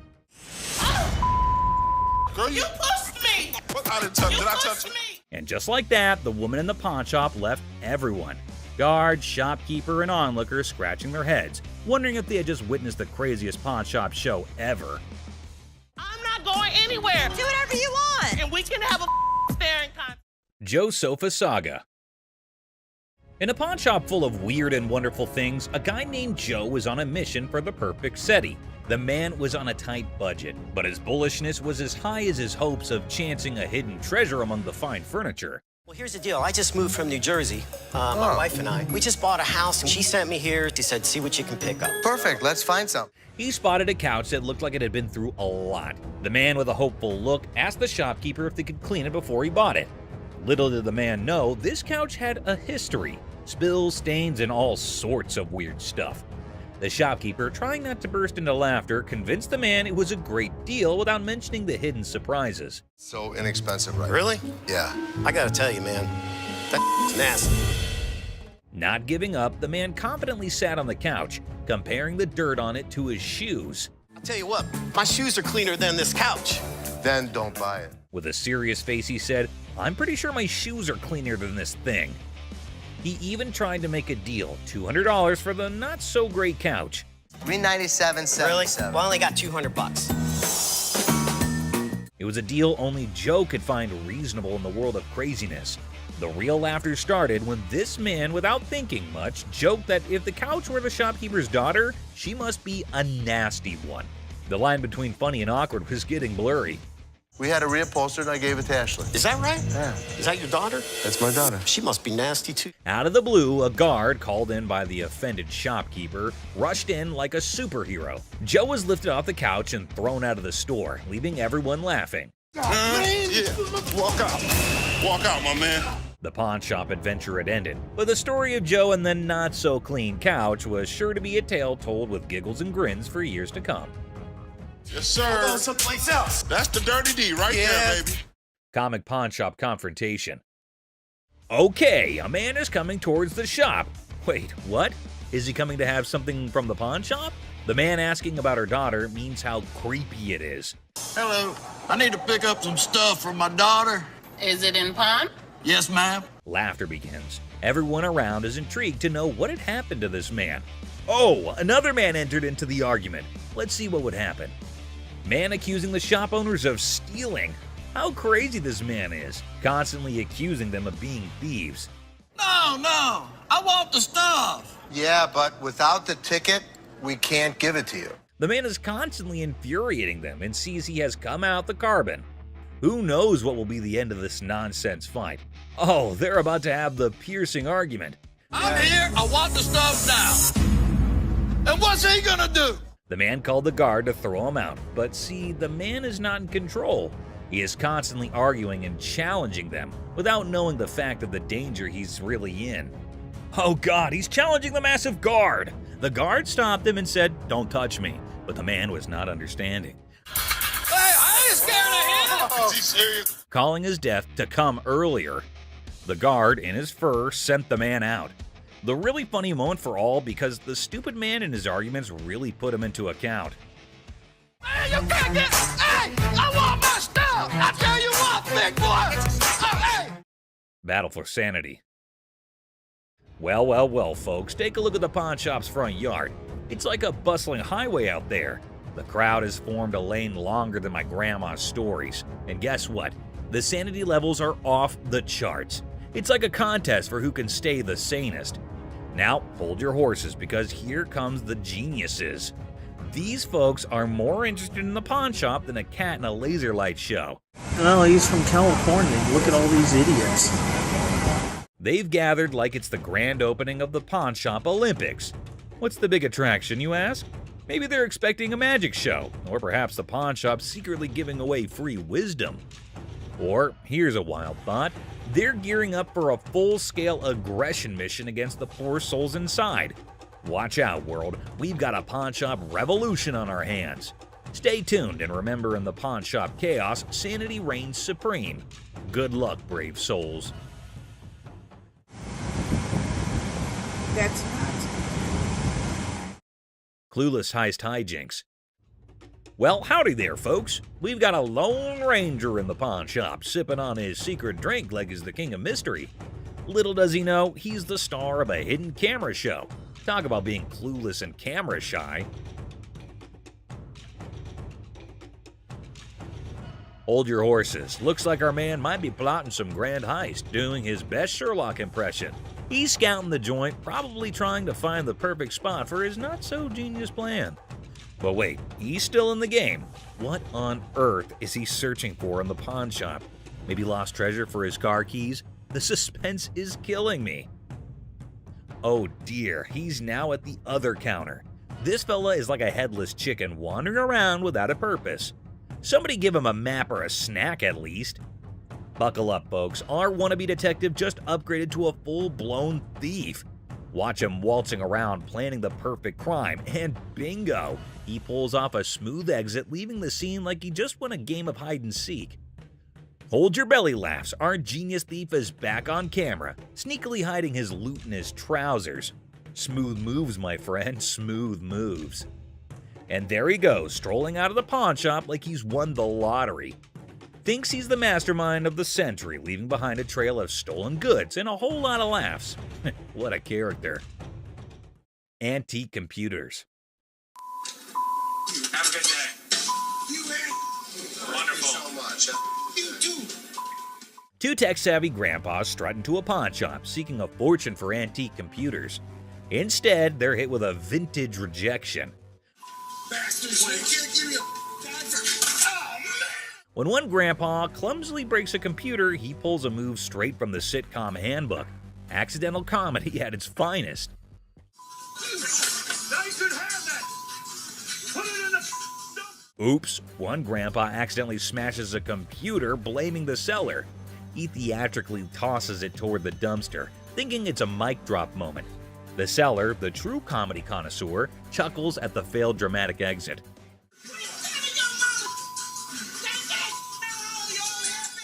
Here comes the queen of sass. A lady emerges roasting the old hillbillies and offering them an A-grade exit.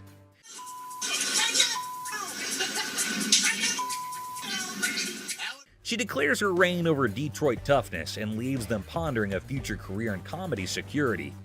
Cue laughter. Exit stage left. Ex-couple. Hello. Hi, how are you? I'm good. How are you? I'm fine. I'm actually looking to pawn these 2 watches. In a pawn shop, a young couple walked in to sell 2 watches. Ashley, the shop owner, greeted them. You guys dating, married? Was engaged, but not anymore. When she asked about their relationship, the boy explained they used to be engaged, but are now exes because both of them cheated on each other. Okay, so you want to sell them, correct? Yes. And how much were you looking for? Despite their turbulent exchange, Ashley inquired about the watch's value. This one I am not interested in because we don't take this brand. You'll take that brand. Ashley noticed the watch's flaws, and when the girl mentioned a particular brand, the boy claimed it was fake. You are more than welcome, to leave that here and we can send it out to get the crystal replaced. As Ashley attempted to facilitate the watch sale, the ex-couple's argument escalated. Oh, what's she talking to? We ain't got all Were you day. talking to him?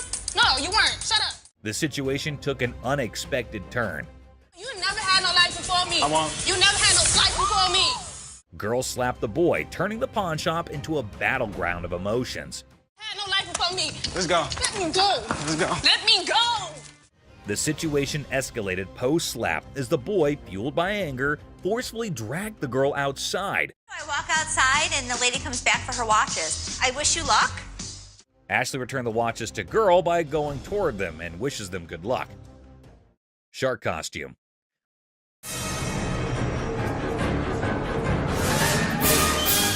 A fantastic character, half man, half shark, enters a pawn shop. Yeah, I'm a professional mascot during the daytime. At night, I'm a dancer. Claiming to be a daytime mascot and a nighttime dance sensation. $800, that's all I want.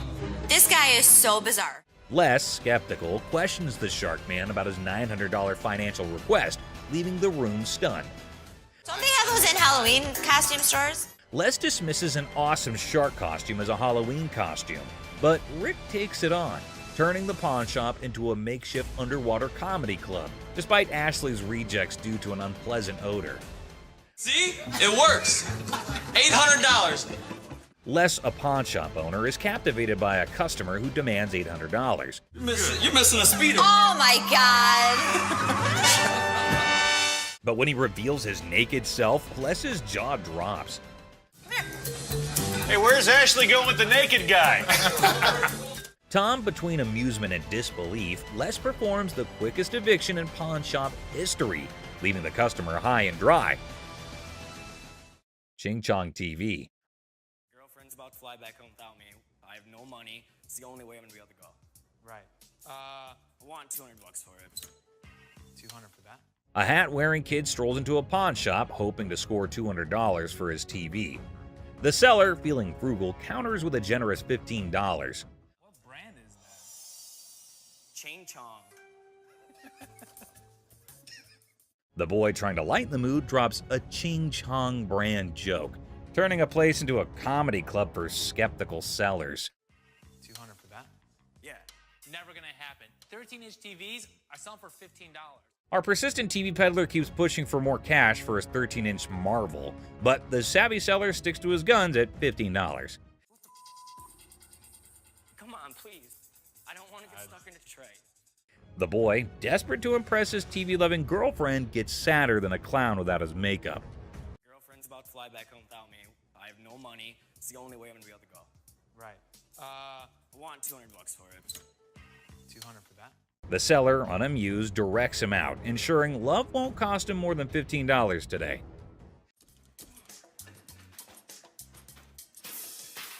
In a fit of frustration, our TV tosser storms out, giving the shop a kicking and throwing his TV into a dumpster like it's a basketball shot gone wrong.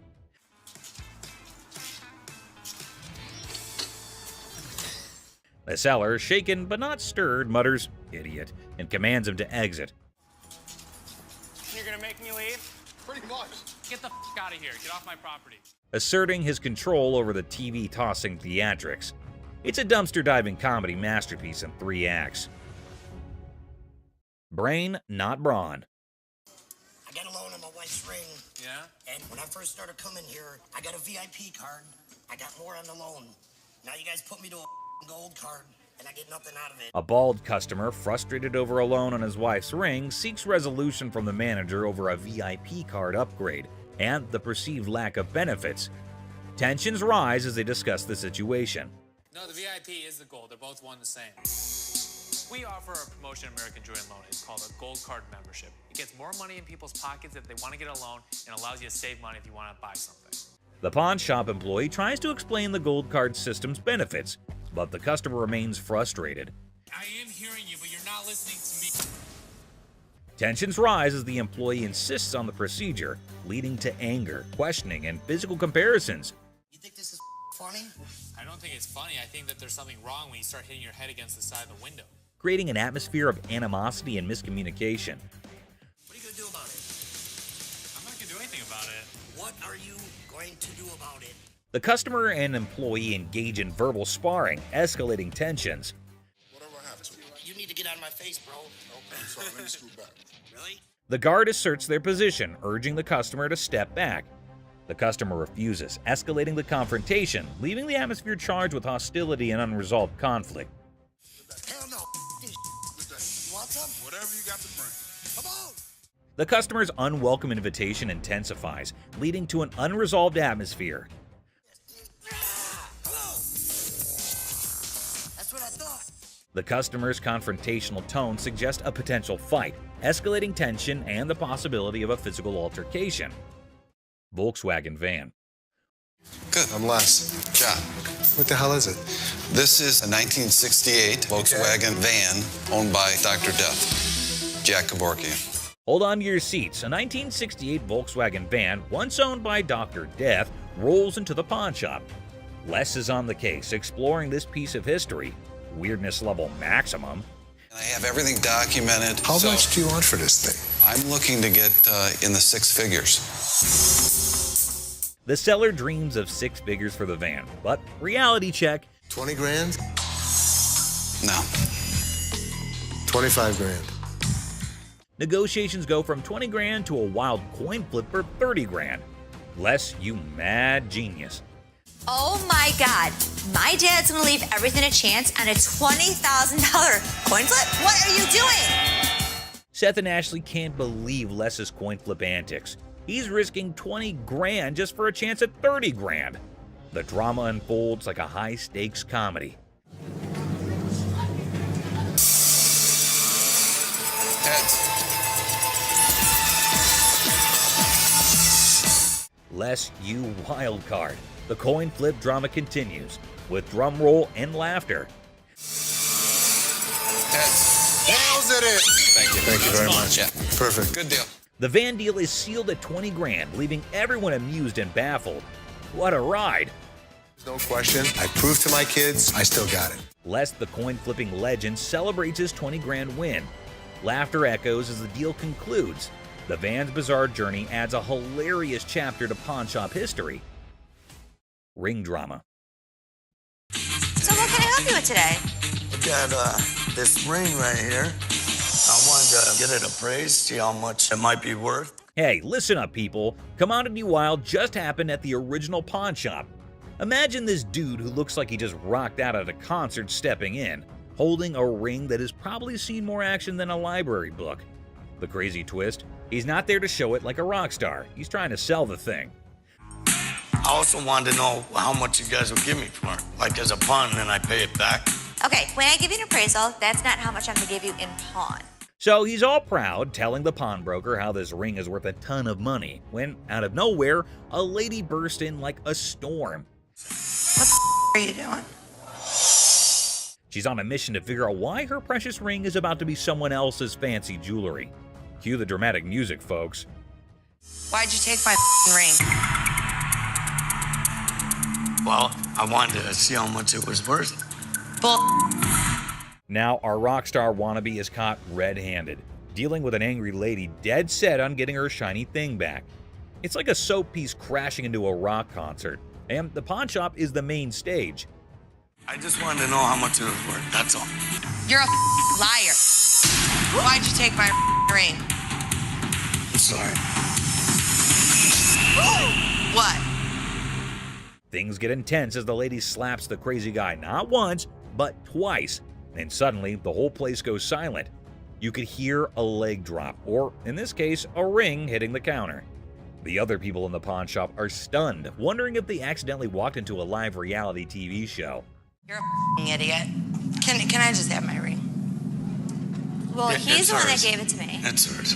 Just give me my ring. Our lady does not waste any time. She grabs the ring back, making it clear her bling is off limits. Right now. The embarrassed and confused rock star lookalike gets pushed out of the pawn shop by the triumphant lady. There you have it, folks, a ridiculous blend, up and a super dramatic autumn at the pawn shop. Turns out the real treasures are not just the bones for trade. Who would have allowed pawn shops could be this amusing? Stay tuned for the coming occasion of pawned out drama. Clown Prince. In a small pawn shop on the corner of Chuckles Street and Guffaw Avenue, things got really funny one day. A guy walked in with so much makeup on his face that he looked like he just stepped out of a play. The shopkeeper, who was used to weird stuff, tried hard not to laugh as the man approached, sporting a rainbow wig that seemed to stay on by magic. I need to sell this earring because my little red Corvette broke down. Oh, no kidding. Absolutely. Wow. The man, looking mischievous, whipped out a fancy earring from his pocket and showed it off with a big dramatic gesture. The shopkeeper, holding back a laugh, checked out the earring like it was some royal treasure. You know who I am, right? No. Who are you? You don't know who I am. But actually, it looked more like a toy you'd find in a cereal box than something fit for a king. 1,000. I'm just asking for 1,000 just to get my limo. No. That's not real. You gonna help me out? Excuse me? That's a real earring, but it's not real diamond. Are you kidding me? Ignoring the fact that the earring was probably fake, the guy started dancing like he was the star of his own circus. Prince, right? Prince, absolutely. Wow. He even gave himself a royal title, calling himself Prince. The shopkeeper, now thoroughly entertained, clapped along as the guy did his goofy dance. With a cheeky smile, Prince claimed the earring was a super precious diamond passed down from his clown ancestors. The shopkeeper played along, giving praise to this pretend royal jewel, while secretly thinking it would make a great prop in a comedy act. As the funny business came to an end, Prince, not ready to leave without a big finish, spun back to the counter and started another round of funny moves. The shopkeeper and his assistant struggled to hold in their laughter, tears rolling down their faces as the wacky Prince danced out the floor, leaving behind a funny feeling that stuck around even after the rainbow wig was out of sight. Boss's TV fiasco. Hey everyone, gather around because something straight out of a funny TV show just happened at the local electronics store. Imagine this. The big boss barges in like a storm on way too much coffee. Didn't I tell you guys to restock the TV shelf? Didn't you see I was just with a crazy customer? Yelling about wanting to grab some TVs. I mean, who does not suddenly crave a TV spree, right? Now, the poor workers are stuck between a rock and a high-tech place and cannot take the boss seriously. I mean, who could? It's like the boss watched too many action movies and thought today was the day to be an action hero with innocent flat screens. I gave you a job to do and you didn't do it? Dad, you told us we were like little kids. How does a baby know how to do inventory? But stay, there's a twist. The main character, the boss, realizes things are serious and decides he needs backup. So, what does he do? Grabs his assistant like they're partners in a buddy cop movie. Hey, you know what? The hell with it. I'm gonna do it myself. Bobby J, do me a favor. We need to go pull some TVs. To help with this crazy TV mission. Because obviously, snagging TVs is a job for a dynamic brace. Ash, Seth, right now. Right now. What? Right now. Let's just went down. What? Let's went down. But wait, there's more sitcom gold. Out of nowhere, another assistant rushes over to the boss's kids looking really upset. Why? Just went down. What? Let's went down. Dad, you all right? Well, turns out the master is now on the floor. Yep, the guy who was on a TV conquest is now chilling on the cold floor of the electronics aisle. Well, we have an emergency here. What happened? Did he say something hurt? No, he didn't say anything. We're pulling TVs. They call emergency services because apparently this is not just a shopping spree. It's a full-blown crisis.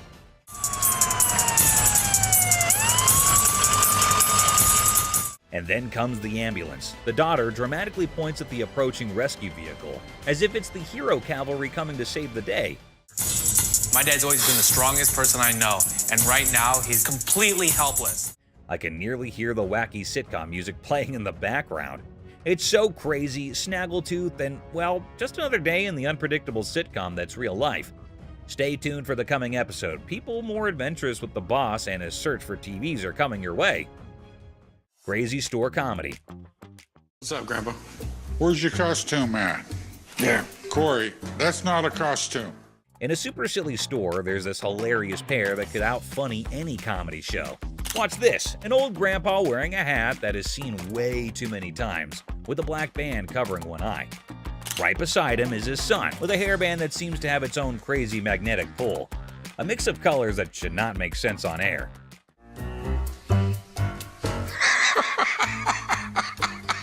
What? So, a regular customer walks in thinking they're just here for a normal shopping trip.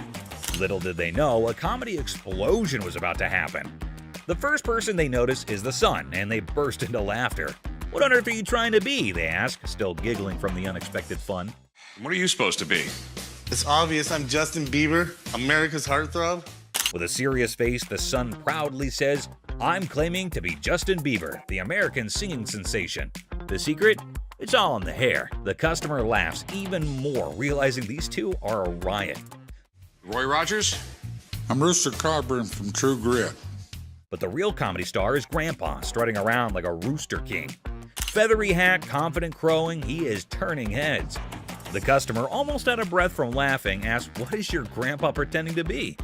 Slightly holding back laughter, the son answers, "He is the legendary Rooster Kern. Shows up once in a lifetime to make people laugh."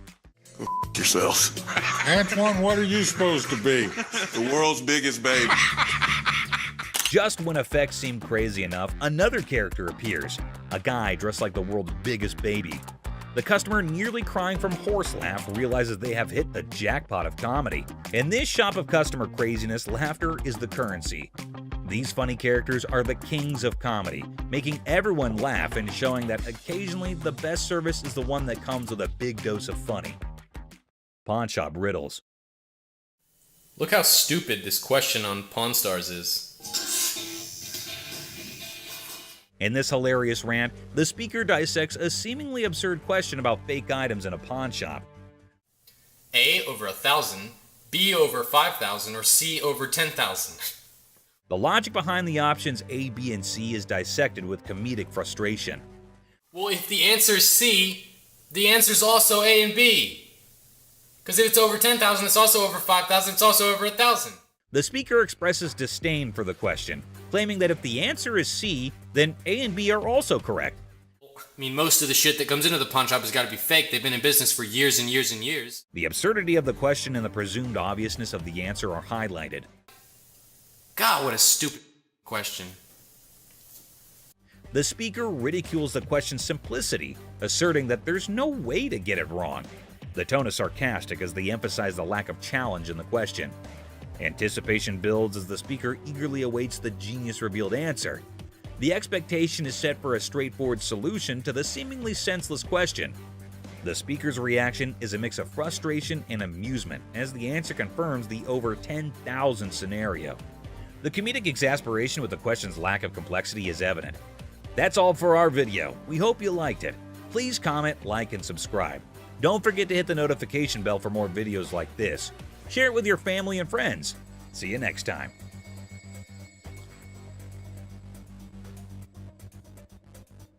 I mean, most of the shit that comes into the pawn shop has got to be fake. They've been in business for years and years and years. God, what a stupid question.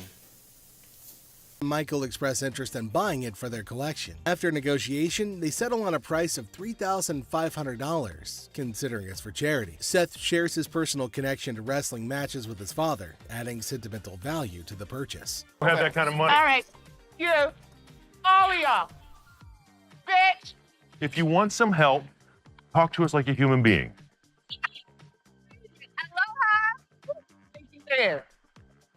The woman gets angrier and calls Ashley names. Ashley stays calm but tells her to talk respectfully. The woman leaves angrily and this situation doesn't get resolved. On picking up very expensive pieces grabs Les's attention.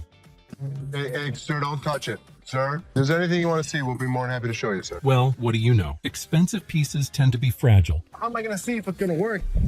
The customer starts touching expensive items, catching Les's attention. Les politely asks them not to touch anything, offering assistance in viewing items instead. Sure, that's why I asked you. That's when you're back there and he's over. I'll come out right out there. You think I give it? The customer insists on touching, arguing it's necessary to check functionality. Les tries to explain store policy, but the customer gets upset. Out of my store. Don't touch it. Don't touch it. Go. You're lucky you got some. The customer's frustration grows, prompting Les to ask them to leave for disrupting the store. Les firmly directs the customer to leave, highlighting their luck in having assistance. Jersey just moved into the town and is on an errand from his wife. My wife and I, we just bought a house and she sent me here. She said, see what you can pick up. Let's find some. I'll bet you can make. A middle-aged man from New Jersey, recently moved into town, is running an errand from his wife to find furniture for their new house. He spots a couch in the store and expresses interest in making a deal. After looking at a cheap couch, the customer notices that the couch is dirty. You gonna clean all that up before I buy it? That's why it's so inexpensive. I gotta tell you, man, that's nasty. Our used furniture sometimes has things. While checking the couch, the customer notices its dirty condition and questions if it'll be cleaned before purchased. The store attendant explains that the low price reflects its used status, which includes some dirtiness typical of secondhand items. Really? Well, I only got $200. After sitting down to give the couch a try, the customer begins being disrespectful to Les. And let me try this. What? My shoes are cleaner than this couch. Then don't buy it. Make me a deal. I got cash in my pocket, man. Wow. The man doesn't like how the couch looks and tries to pay less for it with the money that he has. He starts being rude, saying bad things about how dirty the couch is and insulting the store. I bet you're the mother that's been sitting on here farting. This was actually my couch. We had a reupholster and I gave it to Ashley. When the comment reaches Ashley, Les's daughter, Les has enough of this customer. Is that your daughter? That's my daughter. She must be nasty too. The customer's derogatory comments extend to Ashley, Les's daughter, who works at the store. Les, the owner, has had enough and confronts the disrespectful customer, defending his daughter and the store's reputation. How we doing in the deep? Les decides to end the interaction, urging the customer to leave the store. The customer, unwilling to change his behavior, decides to go elsewhere, ending the encounter on a sour note. Excuse me. Hi. Hi, I have a question for you. Yeah. Okay, I went to get my purse back to make my payment. She's telling me this is expired. That's my purse right there. That one right there is black one. So I want to know why it's out there. A girl approaches Ashley in the pawn shop with a question about her purse. She claims that her purse, which she points to, was wrongfully labeled as expired, and she demands to know why it's out for sale. My purse right there. How do you know that's your purse? Because I know my purse. Here's the money. I want the purse. Want that? If you don't give me the purse, I'm going to climb over the counter and get it myself. Give me my purse. The girl argues that the purse refers to her and displays money, as evidently Les decides to eject her from the shop, ending the encounter. You guys seen the 32 Roadster? I haven't seen it, son. Someone probably stole it. It was parked in the warehouse. How could someone steal it? A high-tech thief could get into this warehouse easy. Rick becomes anxious when he learns that Corey took the expensive 32 Roadster to the gym, fearing potential damage to the valuable merchandise. Have you guys seen the 32 Roadster? I haven't seen it, son. Someone probably stole it. It was parked in the warehouse. How could someone steal it? A high-tech thief could get into this warehouse easy. All you have to do is cut a hole in the roof and lift it out with a helicopter. To pick the lock. The conversation shifts to the possibility of the Roadster being stolen, with various theories proposed, including high-tech theft methods like using helicopters or hacking into security systems. Roadster around? I'm not driving it around. I just took it to the gym. That's driving it around. The thing is in perfect condition. What if you wreck it? What if you ding it? What if you scratch it? I'm not an idiot. I'm your partner. Rick says he didn't drive the Roadster just for fun. He says he only took it to the gym. He defends himself from being called careless. He reminds everybody that he's a partner in the business. I can't believe my dad's giving me a hard time about this. I mean, what's the point of owning a pawn shop? Tensions raise between Rick and his father as they argue over the handling of the Roadster. Rick feels frustrated by his father's skepticism and restrictions, questioning the purpose of owning a pawn shop if he can't enjoy its items. Later found out that the car was not nearly worth $68,000. His expert had failed to notice that the car was a hot rod. Later, Rick learns that the Roadster is worth a lot more than he realized, valued at nearly $68,000 due to its hot rod modification. So what can I help you with today? Got this ring right here. See how much it might be worth. Okay. I also wanted to know how much you guys... A customer brings in a ring for an appraisal and to inquire about pawning it for cash. He seeks to understand its value and potential loan amount. What are you talking about? You said you were coming in to get a receiver. Why'd you take my ring? Well, I wanted to see how much it was worth. Well, why'd you take my ring? Yesterday you said you needed bike parts and didn't have the damn money. And all of a sudden you got my damn ring. The problem started when Les checked the ring to see how much it's worth. The customer. However, Ashley stands firm, recognizing the futility of the scam and the level of wrongness involved. It's like trying to sneak a peek at the answer key when the teacher is watching. Yeah, that's not happening. First of all, don't talk to me like I'm an idiot. Give me my purse or I'm going to come over that counter and get it myself. Oh my God. Get your hands off me. Let's go. You. With a swift resolution to this failed escapade, the girl finds herself unceremoniously escorted out of the store. Lesson learned. Ashley's scam radar is always on, and jumping over counters won't get you far in this pawn-filled drama.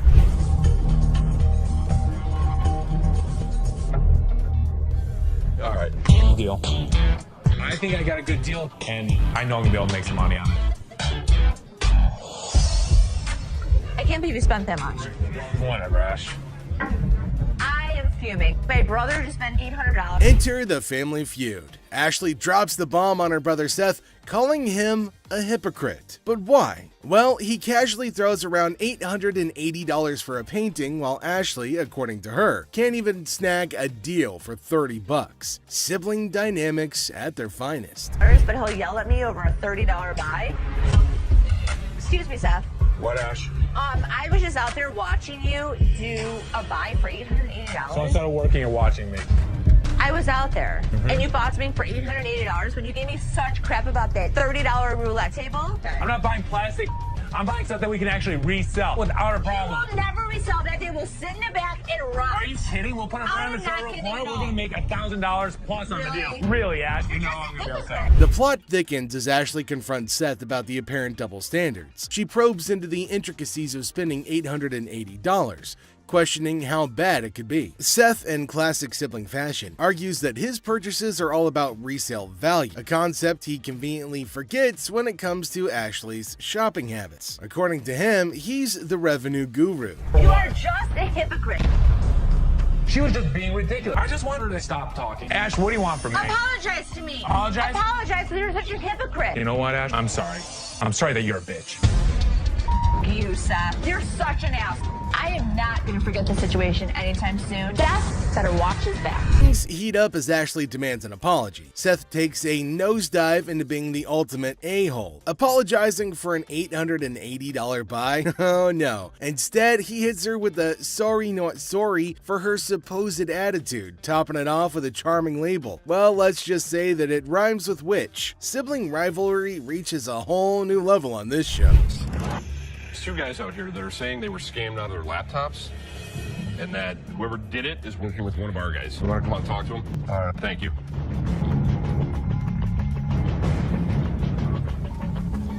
Who is it? Les is hit with some unexpected news. A few guys claim that they've been pawned by a girl from the staff. Les, ever the detective, approaches the situation with a mix of suspicion and humor, wondering aloud if he's either unintentionally swindling customers or if bizarre customers have taken up a new form of thievery. Tell me. She pawned 2 of our laptops, and she told us she was gonna bring them out to the back. Some of it did. Okay, wait. You pawned something? Yes, she had to take it to When her. did you pawn it? Today. Today. She Okay. had to take it to her. And the money? Yes. These two kids come in and talk about have some girl pawned 2 laptops. The plot thickens as 2 disheveled DJs step into the scene, laptops held hostage. The atmosphere turns somber as the weight of the situation sinks in. It's a strange occurrence that has everyone wearing expressions of confusion and concern. Les, with his seasoned cool, casually queries about the laptop's ownership, revealing they're registered under the mysterious girl's name. Split the money 3 ways, and one of my employees was going to walk it out the back door.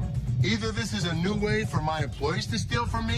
To contact the owner because we want to. I am the owner. I'm just trying to switch the ticket so she can't have them. And it's in her name.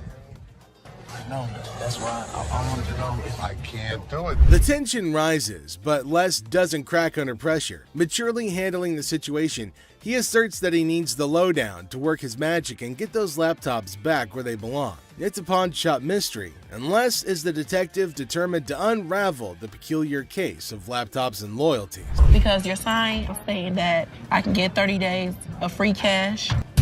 If you're a new customer with those first 30 days, you can get interest-free loan. You only pay $1 per store. But it's saying if I brought a friend with me that I can get 30 days of free cash. It's for an interest-free loan. Okay, so there came a woman at the counter. Let's see what she's gonna come up with. Is she asking for free money? I think she might possibly be mad, though it is kind of funny that she's got enough courage to come up and ask for money without investing anything. Now, the lady at the counter frowned and asked her if she paid or not. Intriguingly, she hasn't paid anything, but she's still asking for money. Holy shit, what's wrong with some people? You're just misreading it. No, It's you're your misreading problem.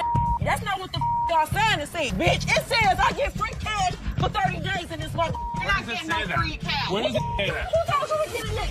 You didn't. I'm not talking to you. I need my cash. I need my cash. It says it right here. Free cash. Oh, and to make matters worse, she started shouting at her. Everyone around started looking at her, wondering what the hell was going on. Seth and Les get a little furious as everybody's just standing around trying to figure out what's going on. She started bullying her, but the lady tried to explain to her again that she misunderstood the agreement and they're not just gonna give her free cash. But this lady's just not listening to anybody. Well, Seth then enters, so who knows what's gonna happen now. I brought my friend with me. If you get a loan and you refer a friend, you can get 30 days, interest free. That doesn't mean we're just gonna hand you cash. What do you have to pawn? Come on now. You don't have to talk. I'm the Don't screaming. Can you read? Read what No, it says. can you read? I can read. I can read. People was waiting to get her.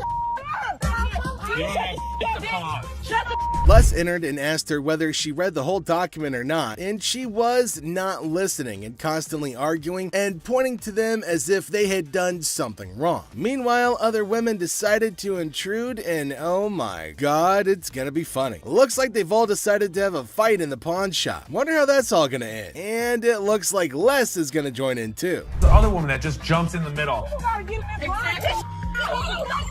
People gotta get out your. You gotta go.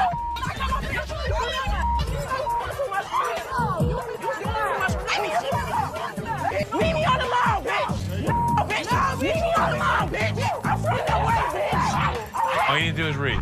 Now see the other women get in and start shouting at her as everybody behind her was waiting for her to get out of the queue. So they started fighting and now they're all having an immense fight. Everybody around is watching and laughing at them. Well, the guard had to go and break everything up. Well, at least they're all gonna get treated the same way, especially the one who created the mess. Pretty sure they're gonna hold him up and throw him out. And there they go, they're still shouting and fighting with each other as well.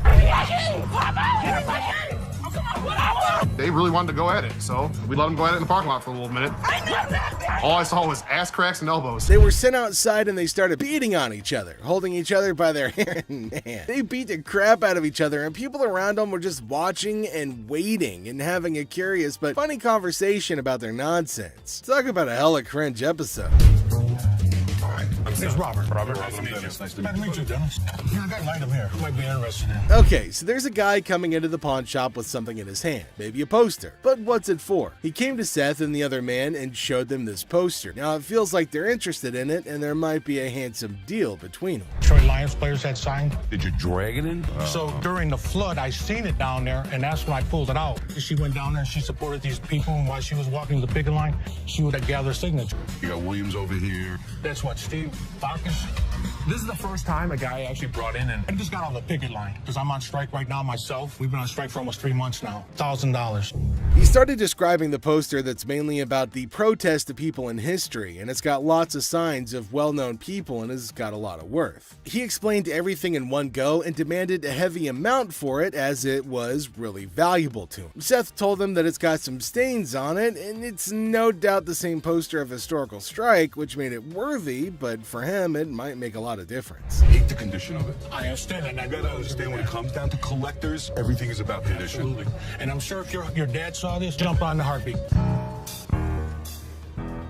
Seth and the man explained that it's not about the worth that he's asking for in terms of thousands of dollars, but it's also about the condition of the poster, and it's not in a very good one. The man is continuously arguing that it's got signs all over it. If Les has seen it, that he'll definitely be surprised and definitely pay more than $1,000. Well, as for Les, he just came in. Sharper, they need to make an effort to close these deals quickly. Through my research in that, I seen personally that one just like this, Minto, and he got $950 for it. Right, so if that was mint, why would you want $1,000 for this? He only had one signature. I have at least a dozen. But with this tear up here, and the condition it's in, the water stain on the bottom, it's just a hard thing to sell. Yeah, but even though it's in this condition, how many of it exist? Very rare. And it's uncertified. Right. You know. I'll sell for $5. Les judged the entire piece and told him that he's asking for too much. And later on, they further described that it's torn from the top and the bottom. And it's also got damage and they can't pay more for it. But he still won't agree to pay for it. But he did say that he'd charge $500 off of the amount, but they couldn't reduce it any further. Value? Let's make a deal. $75? No way. Who's gonna buy it from you? I'll just put it back in my basement, let it collect dust. Offering you just $100 cash money right now wouldn't make a difference, you're saying? $200. Nobody in life is ever gonna offer you more than us. According to Seth, it's a historical and cool piece and might be a profitable deal for them. So he asked the man if they'll pay $750 for it. But the man was stunned and said that they're paying too little. He said that you should pay more, but Les is arguing that no one can pay you more than this. You change your mind, we'll honor the 100. Which would you prefer, 520s or a $100 bill? 520 seems like more, wouldn't it? 520s. That's to me. 520s right now. $100. Take it or leave it. 520s. Got a deal. $100. Thank you. Thank you. There's no question. It's a one-of-a-kind piece yet. It's a little bit of damage on it, but it's got a lot of autographs. I know we're going to make a profit. He asked for $200, but no, it's not going to be a good deal, and they told him to leave. The man in need got a severe shock and held up the poster thinking. Les again said that they can't pay more than $100, and after some time of quietness, they agreed to the deal. Finally, the happy deal was made.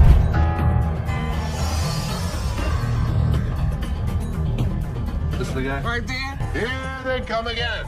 Les? Hi, how are you? I'm Attorney Kyle DeQueeve.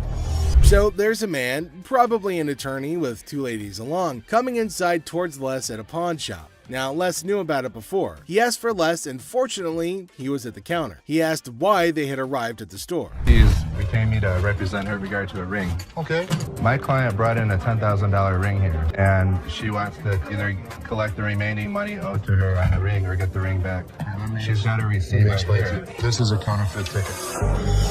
He said that he came here for the ring, which they bought from these ladies for $10,000, but they didn't pay and gave them the receipt. Now, he put up the receipt and showed it to Les and accused them of cheating and stealing from the women and taking their expensive ring. But Les was cool and controlled his anger.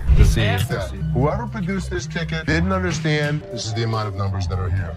Okay. Number 2 is state law mandates that we print the law in a 12-point font. Okay. This is much smaller. That is some bull. It may be bull, but that's the truth. I don't know how I got mixed up. There's the game-changing point. Les, after listening to him, explained that he will reveal the truth now by showing the real receipt that they had. He went and came back with real receipts that they've been giving to the customers. There, he spotted major differences. He notified him of the major changes in the receipt that he brought. The man looked rather weak and stunned in response. Printing wrong or whatever, but this is the ticket he got from here. He didn't get it from him. He didn't get it from him. So now we just liars and we just come in. I'm not saying that you are. So you trying to send my son a liar? I wish I had better news for you, but That's bull. That's bull. The numbers don't match up. The paper stock doesn't match up. This is a fake. Now you side with them. You're not representing us. If I don't get my ring or my money from them, how you gonna get paid? The attorney turned to the women, but oh my god, they're still accusing Les of having given them the wrong receipt and asking the attorney to take the money from Les. The man, being down on himself as you can see, argued with. The man showed the evidence to the ladies and told them that they were having the wrong receipt, but they continued to argue. The ticket, how about that? No, I don't believe that the store gave you this ticket. Nah, well, I don't believe you a real attorney. We ain't got it right. This bull. Somebody better give me my money. he's my attorney. You, him, security. Have a nice day. Nah, you got me, bitch. Sorry, young man. The ladies started harassing both of them and started using personal attacks. They were all arguing amongst themselves. Pretty crazy. The attorney went back as he can't do anything for the ladies. How are you? I'm doing okay. What can I help you with? Either trying to get a loan on it or you guys can buy it. Trying to sell it for maybe like $150. $50. Why is it $50? The certificate and everything is in there. And the bag costs actually way more than that. Well, if you can tell, it's actually stained. Okay. All through here. I'm trying to sell it for $150 or get a loan for $75 instead of the $50. Yeah, I wasn't interested in more than $50. If you know purses, then you know the. As our unsuspecting customer strolls into the kitchen at Chaos, little does she know what's cooking today. Ashley, patiently bracing herself for another round of absurdity, politely inquires about what the customer's looking to offload. The girl, blissfully unaware of the purse's actual value, confidently suggests a price that's almost a steal. It costs way more than that. Okay, but I'm not going to pay you for the amount that you think it's worth because it's stained. This is not one of the newer ones. This is not this season. I know about purses. It was torn. It was stained. It's not even the last season's bag. The thing is old. But you still willing to buy for $50 though, so if it wasn't worth. And now the plot thickens. The lady asserts that if Ashley truly understood purses, she'd gladly accept the offered amount. However, Ashley, standing firm in her claim that the purse is torn and not worth more than $50, creates a hilarious clash of valuation difference. We even say $50. So they didn't say it wasn't worth it. Can I talk to somebody else? I don't want to talk to your pepperoni looking ass. Can I get somebody? My pepperoni looking at. Pepperoni ass? I don't even know what that means. She take a look at her own ass? Can I get somebody else to talk to? It don't even matter. I don't have to talk to you. And I don't talk to you either, so why don't you go home? Leave Can our I talk store. to somebody Nope. else? Why do I have to talk to you? Because You I'm the disrespectful. manager. I'm disrespectful and you call me a pepperoni ass? Ugly ass bitch.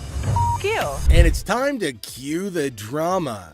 Ashley throws out the bold figure of $50, and it hits the customer like a curveball she wasn't ready for. Feeling the heat, our lady teeters on the edge of diplomacy and blurts out the unforgettable line. She labels Ashley a pepperoni ass and decides that she'd rather chat with anyone but her. Talk about spicing up negotiations. 3 males walked into a pawn shop. One of the suspects stood at the door as a lookout while the other 2 suspects walked directly over to the display cases. So, like, these 3 guys roll into the pawn shop, just casually strolling in. The other 2 guys, they head straight to the fancy display cases. It's all got suspicious vibes. And then, bam! One of them whips out a sledgehammer and starts smashing the glass. Things are starting to get pretty wild. At some point, a customer from the place is seen leaving calmly while the lookout tells her to hurry up. The suspects appeared to be wearing heavy-duty gloves in order. At one moment, a person from the shop strolls out all calm, and someone's keeping an eye on her, urging her to speed up. The people thought to be involved seem to have on these tough gloves, maybe so they don't get any cuts. Not to get cut while removing the glass from the cases. Both suspects placed the jewelry and many other valuables in the bags. So when they took off the glass from the cases, both of them put the jewelry and lots of other valuable stuff into bags. After that, they hightailed it out of the store in a black Mercury Marquis. Case at? Where the case at? Where is it at? Where he put them on? The guy storms into the pawn shop all worked up and starts shouting about a missing case. He's demanding to know where it is, and he appears to be accusing the staff of removing. The feeling of stress in the air is increasing, and it's obvious that something is wrong. Not take gangs, take your wives, man. That's the way it came in like the kids. I know. You gonna act like I ain't got no sense? He's accusing us of taking games out of his unit. Look at the ticket. It never said with game. The atmosphere gets even more intense as the guy accuses the pawn shop of messing with his games. Les, the cool guy at the pawn shop, stands his ground. The customer's getting more agitated, making accusations and even talking about blowing up the place, which is just adding to the chaos. Man, you think you can get your arms up off belly and none of your body parts on me, bro? After all the stress I have, the last thing I need is a customer causing a scene. Despite the escalating situation, Les stays calm. He tries to talk sense into the upset customer, especially with a big event coming up the next day. I know how to walk.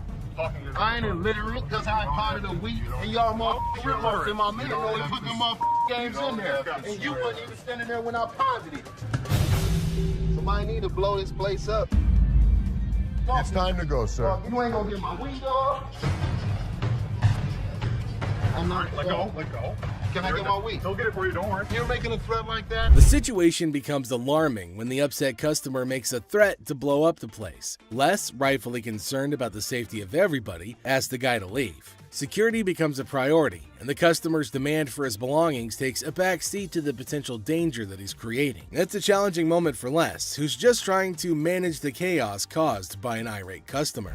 How's it going, man? What's going on, man? Everything good. How about you? I'm doing good. Good. What can I do for you? Let me get these like $400 for this watch right here. What can I do for you today? Can I get like $400 for this watch right here? It's worth $820. Les, chilling at the pawn shop, notices a guy walking in, watch in hand. Les, being friendly, asks how things are going. The guy, hopeful, wants $400 for his watch. Les, the cool pawn detective, calmly discusses the watch's worth, revealing it's valued at about $82. Hey, man, tell me the truth. What'd you really pay? Telling you the truth, man. Come on, give me $4 for this watch, man. Come on, man. We deal in high-end watches. This was worthless. Nothing for us to deal with. Come on, give me like $450 for this watch. You're yelling at me.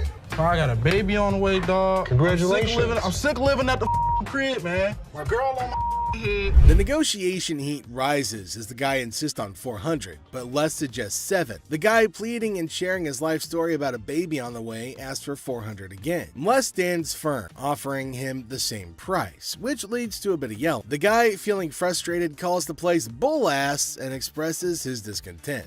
You want $10? I want to do with $10. I have no idea. Go to Coney Island. Give me $10. I don't know Coney Island on $10. Got a baby on the way to go do this to me, dog. What you looking like a crazy fool? The tension escalates and the guy feels disrespected, using strong words and even threatening Les. Les, staying cool, suggests maybe he should have been given $400, hinting at a broken lamp that needs payment. The situation gets intense, with the guy considering if he should have taken the deal. Some cash for this watch, man. $400? No, I'm sorry. This is a ass place, man. This whole ass place, dog. Excuse me. You call it what? You call him a bitch? You?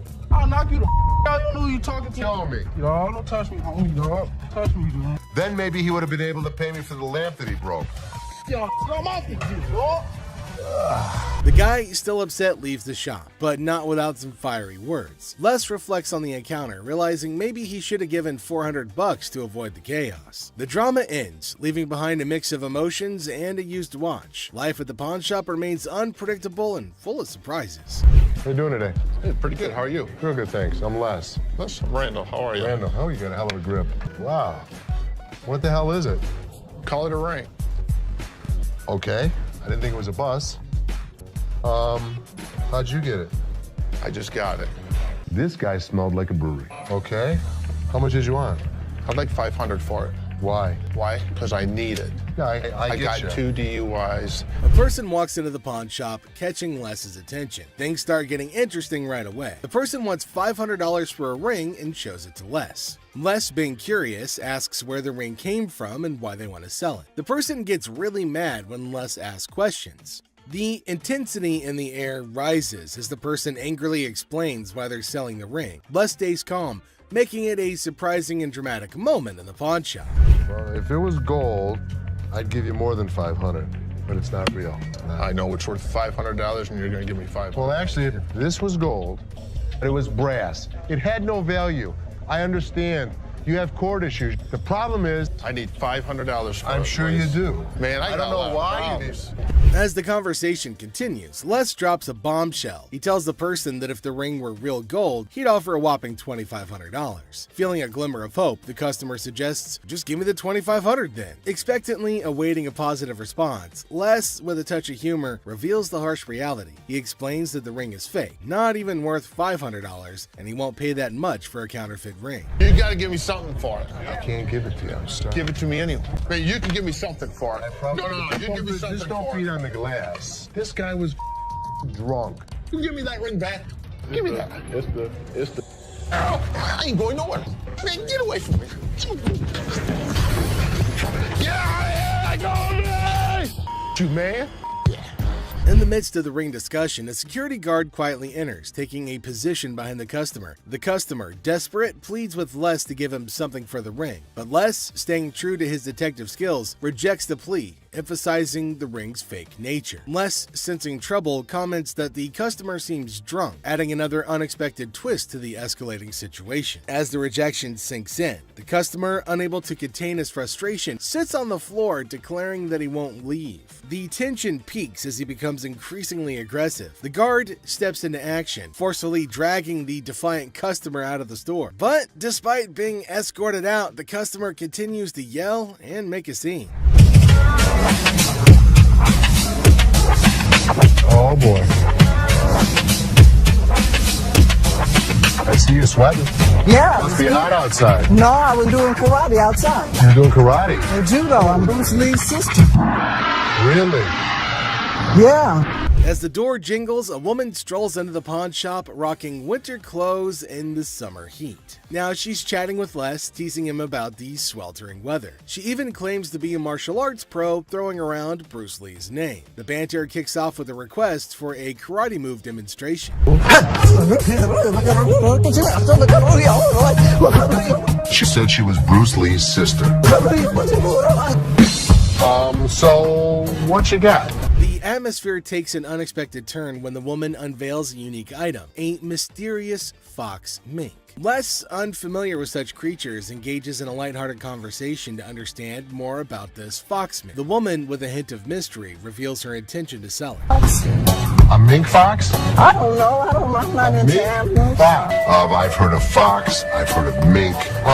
So fox mink. Did you want to pause? As the conversation unfolds, Les dives into the details of the fox mink, trying to grasp its worth. The woman shares anecdotes about the origins of the item, painting a vivid picture of its history. Les, playing the role of the detective, subtly negotiates and gathers information to figure out the best deal. Sell it. How much did you want for it? $50,000.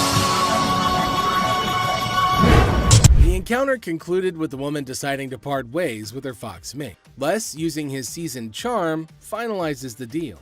The quirky tale of the winter-dressed woman and her unique pawned item adds an unexpected twist to the usual pawn shop routine, leaving both parties with a memorable experience. Woman comes in to sell me a high-end bottle of liquor. Ma'am, I'm Is that what you're saying? You have no respect. when you want to take a person when they die. Fit the liquor inside the bottle. And anytime you're going to belittle a person. Damn, I didn't belittle you. As the door chimes, a woman confidently walks in, clutching an empty liquor bottle. She aims for a bold move, attempting to pawn the bottle for a cool $100. Les, with his discerning eye, swiftly rejects the proposal, explaining that a filled bottle would fetch a better price. The woman, not thrilled with the response, raises her voice, demanding respect and expressing her discontent. I'll give you $100. It's not worth more than $100. Especially when you say I wouldn't give you $100. Don't you ever walk up to my dad. Hey, baby, don't point your finger. Life after this, don't you dare ever come in here again. In my face. I don't care, you're in my dad's store, and don't you ever think about coming in here again. Turn your ass around, badass out the door now. Where Ashley steps up like a superhero. Now, she doesn't just cool things down, she straight up shuts the woman down. With confidence, Ashley tells her to leave and never come back. Suddenly, the chaos turns into quiet thanks to Ashley's quick and firm action. Son of a bitch. Where the hell is he? Rich! He's on the floor. People are waiting to pay us for their merchandise. He's not there. We're losing money. I'd had Rich's back. In the heart of the pawn shop, Les faces a moment of frustration and disbelief. The absence of Rich, a trusted ally for over 2 decades, leaves Les feeling betrayed. The urgency of customers waiting to make payments adds to the tension, and the weight of loyalty becomes a central theme in this unexpected turn of events. Since the first day he came here, over 20 years ago. I feel betrayed. Didn't I just have an employee meeting to tell everybody that they need to step up on their game? I'm watching you and Bobby J talk to these 2 girls. You're out there trying to sweet talk them, trying to bullshit with them. I'm looking for you in layaway. Where the hell are you? I gotta sit in layaway all day long and just wait for something to happen. As the minutes tick away, the atmosphere inside the pawn shop grows more intense. Les reflects on his long-standing support for Rich, highlighting his sense of loyalty that spans a quarter century. He recalls a recent employee meeting where he emphasized the need for everyone to step up their game. Disappointment and frustration seep into his words as he confronts the situation, a pawn shop mystery intertwined with personal and professional loyalties. I'm watching you and Bobby J talk to these 2 girls. They're out there trying to sell their jewelry. You're out there trying to sweet talk them, trying to bullshit with them. They end up walking out the front door. You put me in a position that you were the next to go. In this pivotal moment, Les delivers a stern warning to a fellow employee, Bobby J. The scene unfolds with Les observing interactions and attempts at sweet-talking customers. The threat of termination looms as he recounts the consequences of letting down the team. The dialogue underscores the severity of the situation and the potential impact on job security. Tension rises as Les grapples with the repercussions of the unfolding events. Rich, I'm out. Tell your dad to off. You up your job. As the confrontation escalates, Les draws a line in the sand. The ultimatum is clear: compliance or termination. The final seconds capture the raw emotion and frustration of a loyal employee who feels unappreciated and misunderstood. He knew he was in trouble once we walked through that door. Joe, what did you steal from me? Tell me the truth.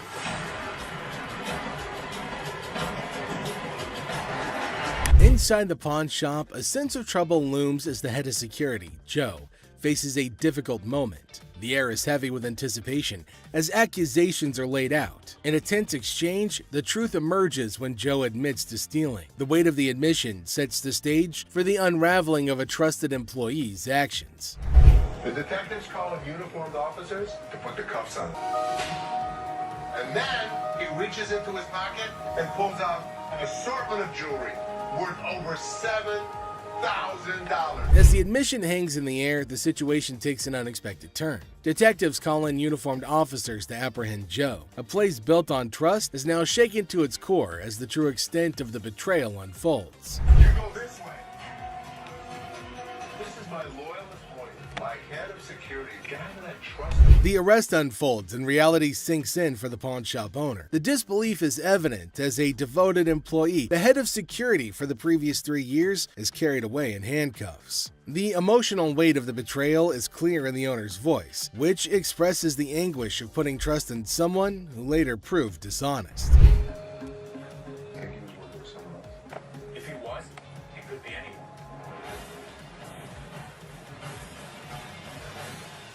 As the scene unfolds, questions linger in the air. The owner ponders the possibility of Joe working with someone else, leaving the situation shrouded in uncertainty. The aftermath of the betrayal raises concerns about potential accomplices and adds another layer to the unfolding drama. The final seconds leave the audience in suspense, contemplating the true extent of the security guard's actions.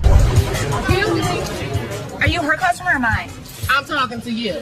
Come on. This lady got so irate because she wanted to be next in line. She wanted to be first. She felt that she was the most important out of every customer. You're next in line, so I'm gonna be right with you. Okay, well, come on. It doesn't matter. What the are you? You're not the police. I can talk to whoever I want to talk to. What are you gonna do? You already know. In the opening scene, Ashley is at the counter with a lengthy line of customers. A sudden disruption occurs when a black woman attempts to cut in front of everybody else. Ashley confronts her, asking, "What are you doing?" The woman becomes upset, but Ashley firmly asserts, "You can't do that stuff here." Goodbye. Come back here. Let's talk right now. Take the receipt. What would you like to do with it, ma'am? I want to pay. Well, you have to go to those windows. No. I come to this line any other time. Not at this window. It's Okay, well, I'm not going to stand in the line. in the wrong line. Get in the other line. And I'm not going to get in another line. I'm going to walk straight up to the damn window.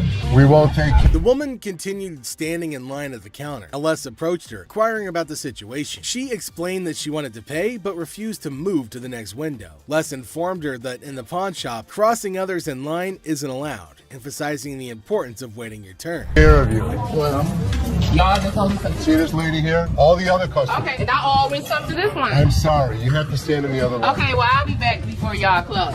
You can do whatever you want in this line. She can't. Can't wait your turn. We'll be back later. Following the interaction, the woman eventually complied and moved to another window. Les, taking action, instructed the workers at that window not to accept their payment. He firmly directed the woman to wait in line like the other customers, reinforcing the shop's policy on fair and orderly transactions. Thank you, sir. We appreciate it. Thank you. Thank you. Thank you. Yeah, jackass. Take your Bitch. Take Yeah, that's you. and get it. You make me. We don't, Sir, we don't want please. this. You can take this stuff. Sir, And sir, put it where the listen. sun don't shine. Listen. I don't know what the problem was. As the interaction begins, the customer expresses gratitude, but the tone takes an unexpected turn. Tensions rise as the customer's language becomes confrontational. The shopkeeper, addressing the situation calmly, refuses to tolerate mistreatment. The dynamics shift from appreciation to conflict, showcasing the challenges of customer service in a brief yet intense moment. Came in here, tried to spend my money, is what I did. That's what I did. Okay. And come instead of trying to come in here, I'm not even talking to you. I need a liver transplant. Why? Seriously? They didn't even look at these cards. Sour Patch Kids. The narrative unfolds with the arrival of another customer, visibly intoxicated. The shopkeeper navigates the encounter with a mix of tolerance and assertiveness. The customer attempts to engage in banter, revealing signs of alcohol influence. The shopkeeper, unswayed, maintains composure and subtly addresses the situation, highlighting the challenges of dealing with individuals under the influence. I'm not even out here trying to get this $30. Not paying on my. 50 for that. Jeff, take him out, please. This better not put in damn car.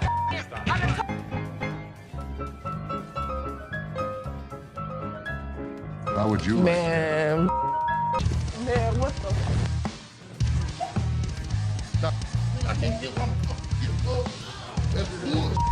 In this segment, a discussion ensues about cards and a potential liver transplant. The shopkeeper encounters a situation where the customer's intentions are unclear. Misunderstandings arise, and the shopkeeper skillfully navigates the conversation. The dialogue touches on humorous elements while portraying the complexity of communication in a retail setting. I might not make it in this What, is it, ma'am?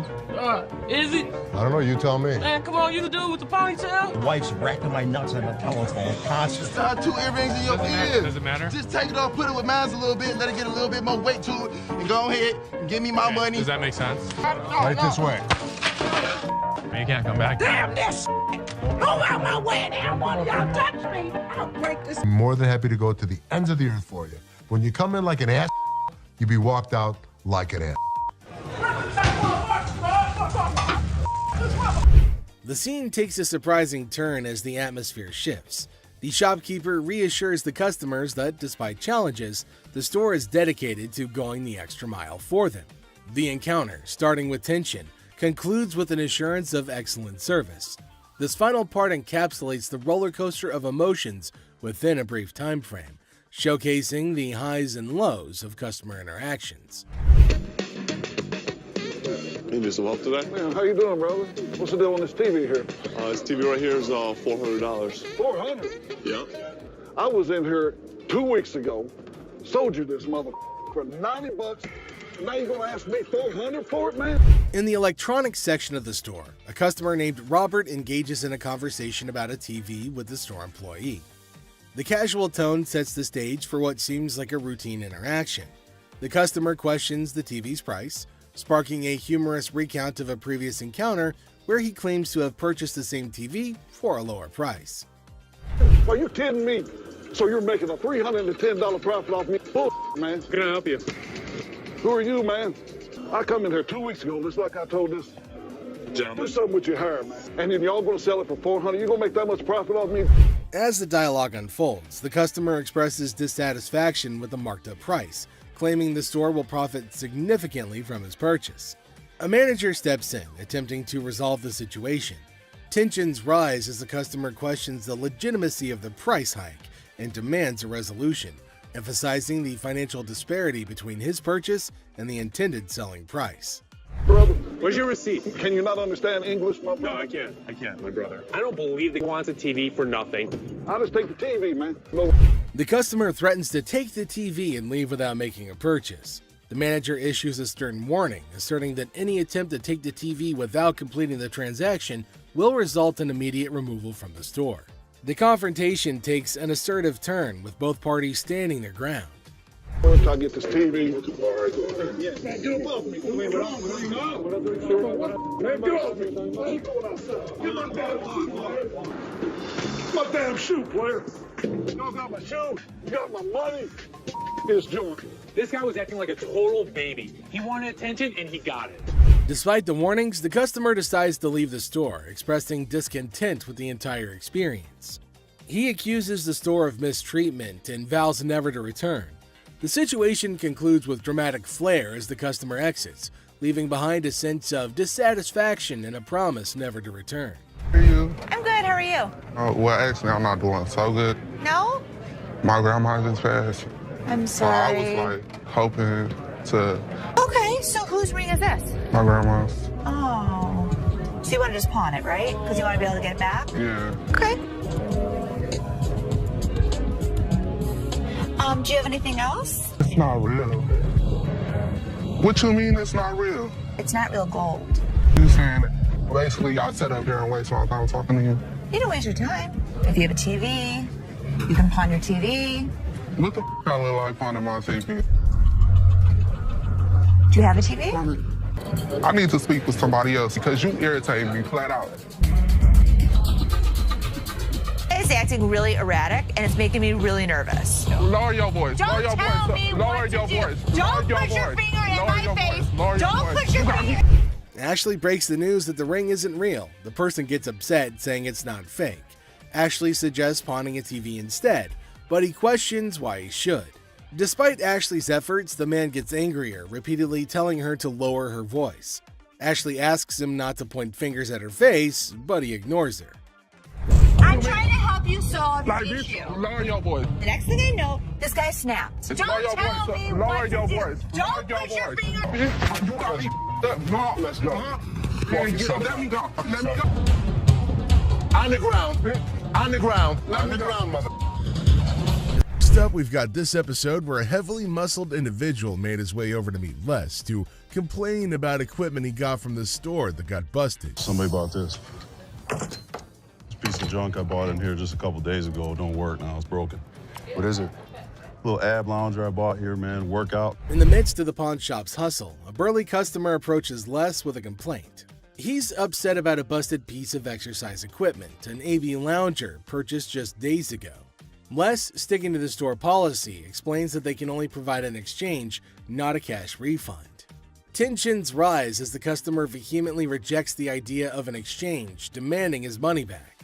You can only hand over another item in place of the faulty one.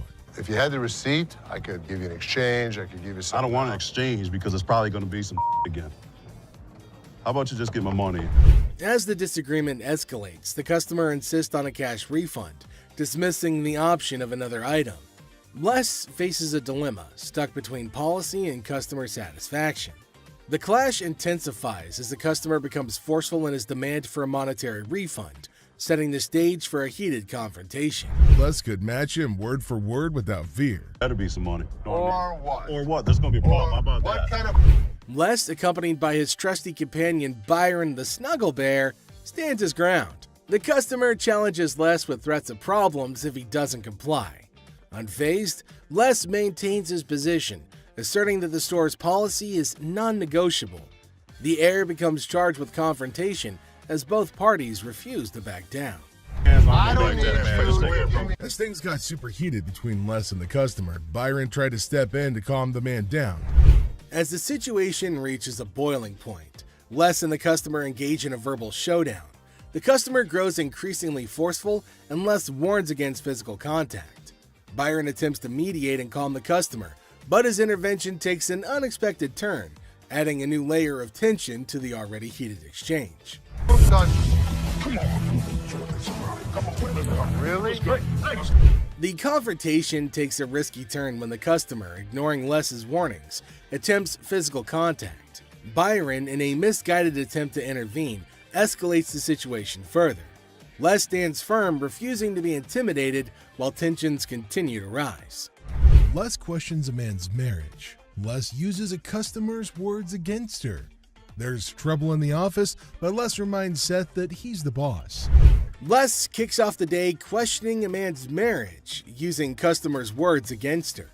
Trouble brews in the office, but Les asserts his authority as the boss, teaching a disrespectful man a memorable lesson. Les shows that he's not just a pawnbroker, baby. He's a boss in control. Here are savage Les Gold moments. It looks like Les is more interested in this man's marriage than his business. Les woke up this morning with the urge to roast someone, and of all the people he could roast, he picked this guy. Things take an unexpected turn. Now, in a surprising twist, Les dives into the man's marriage, leaving everybody shocked. Les humorously challenges the man's absurd scenario, roasting him in a way that only Les can.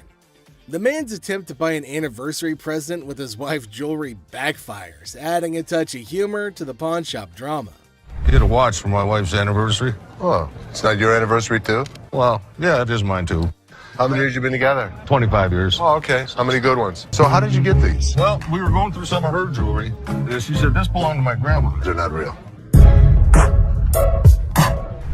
Les posts a customer's watch request, questioning the authenticity of the jewelry. Unfazed, Les detects the fake and confronts the customer's peculiar anniversary gift plan.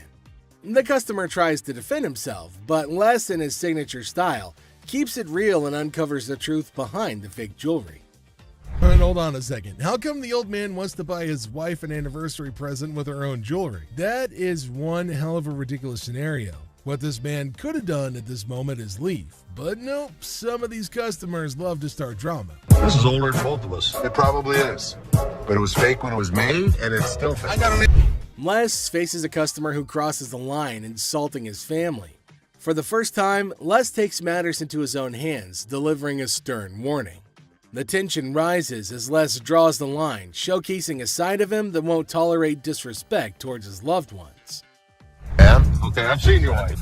Listen, mother, there's two things you don't talk about. What's that? My wife and my family. Oh, So here's the deal. For a moment, we thought... Two of you. Here's the deal. Get out of here. Two of you. I'll hurt you guys so bad. Sure you will. Better get in the front. Sure you will. In a final showdown, Les lays down the law. With no patience left, he kicks the disrespectful customers out, warning them of dire consequences if they return. Les reveals his savage side, making it clear that disrespecting his family won't be tolerated under any circumstances. Hello, how are you doing today? I'm good. How are you, sir? That's good. I want to pawn this TV. I can go 100. Excuse me? So here's a guy who wants $400 on a $200 TV. What the is he thinking? people can help me move my stuff back in my mother's house. 100 is not going to do, sir. I need more than that. But I can't give you more. See, it's a used TV. A young man enters the pawn shop seeking to pawn a TV for $400. Les, the owner, declines the initial offer and counteroffers $100. The guy, explaining his need to move back to his mom's house, expresses that $100 won't be sufficient for his situation. You know, I have to get away. You see this? He did this last night. What did he do to you last night? He beat me up last night. You clearly don't see that. See, you know what? You about to cause me to lose my mother temper. I try to give him the benefit of the doubt. I thought he had nice skin. He didn't have any bruises on him.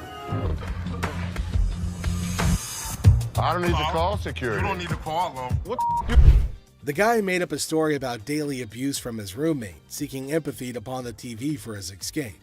Les remained skeptical, noting the absence of visible bruises, praising the boy's clear skin. In response, the boy, feeling cornered, requests the involvement of security, hinting at a potential dramatic turn of events. you gonna do? What, you from Africa? Oh, okay. Anyway, like I said, can you give me the 400 you paid? We sell them for $200. Hold on. Y'all. Thank you so much. Sure is. Have a nice day. You. Thank you. You better lucky I'm gonna throw this big mother at. Up. Where is my key? Les, trying to find a middle ground, offers $125, but the boy declines and insists on calling the guards. Les, unfazed, reveals the presence of the guard behind the boy. The situation ends with the boy taking the TV and leaving the pawn shop without the need for additional security intervention. How about your fat ass take it out? You work here, ain't you getting paid to do this? I look like a butler to you. I don't give a my gonna come in here and get this motherfucker. You better. His big ass gonna beat your little ass, fat bitch. Hit me with army. Motherfucker, come from behind this counter. A tense situation arises as a black woman directs angry shouts at a guard. The guard, responding defensively, questions her, asking if he appears to be a butler in a moment of unexpected confrontation. You get back here. Your big ass on my way. Get this motherfucking speaker and take it outside. You want me to stop? Take the. You brought it in. You're gonna take it out. So take it out. I'm not picking that up Then and you're taking it leaving it outside. Y'all can get your old ass Take out. your ass out of here. I'm What's gonna your take bitch ass out of here, y'all. You're not going to come in threatening my employees. Who gonna bring it outside? Despite Seth's efforts to intervene, the black woman continues her relentless shouting. Even another guard struggles to remove her. Suddenly, she notices Les, the owner, standing behind her. In an unexpected turn, she bursts into laughter and mockingly tells Les to leave. Yo, big ass, you can grab that bitch too, ogre. My big ass, Shrek ass, following behind me. We will give you the respect and the decency you deserve, but when you're threatening my family, we throw you out of here. Bitches, both life. Taking matters into her own hands, the woman starts leaving, dubbing the guards as Shrek on her way out. The situation takes an unexpected and humorous turn as she adds a touch of sass to her departure. Let's take a look at it. All right. I'm here with my man, and we got in a big argument, and he left me, so I need to He get left back you home. here? To Hawaii. Oh, really? Where about? Honolulu. Oh, okay.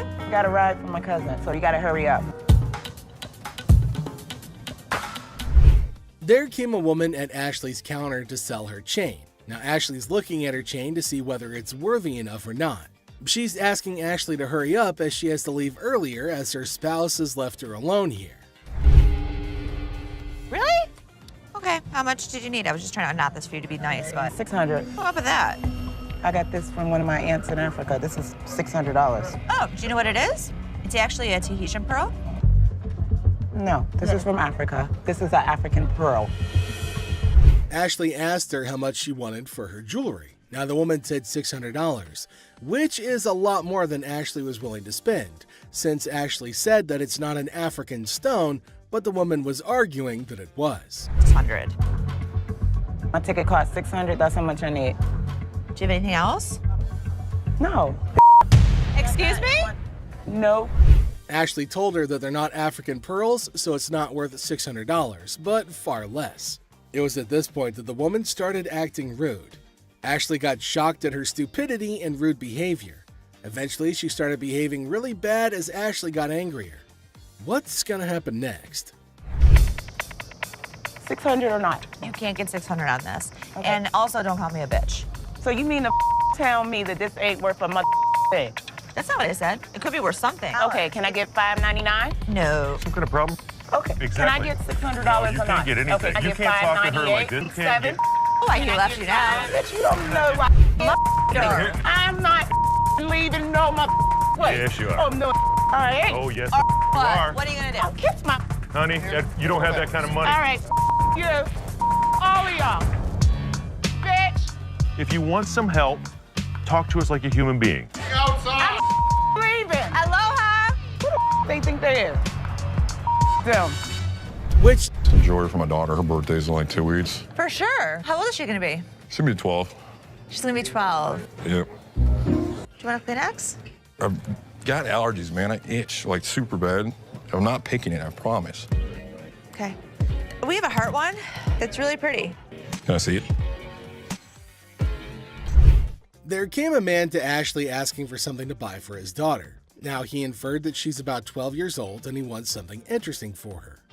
But he's constantly picking his nose, which was making Ashley cringe. He's not stopping from doing such cryptic things, but he's constantly doing it in public. Ashley asked him to let her know if there was something he was interested in buying for his daughter.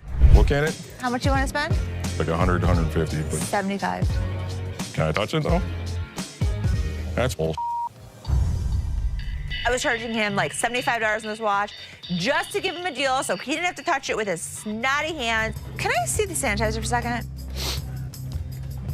Now, the man selected a watch, but Ashley didn't want him to touch anything with his dirty hands. She asked him about his range and he said he wants something under $100, and the watch was $75.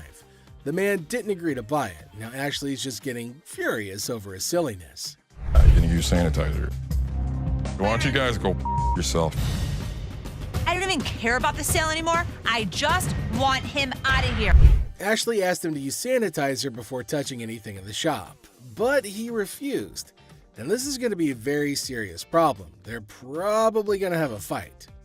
Ashley got angry and asked him to leave despite no deal. She just wanted him gone. She didn't care for the deal or profit, but just getting him out of the shop. Well, then came the guards who made sure that he left, and Ashley used sanitizer everywhere on everything that he put his hands on.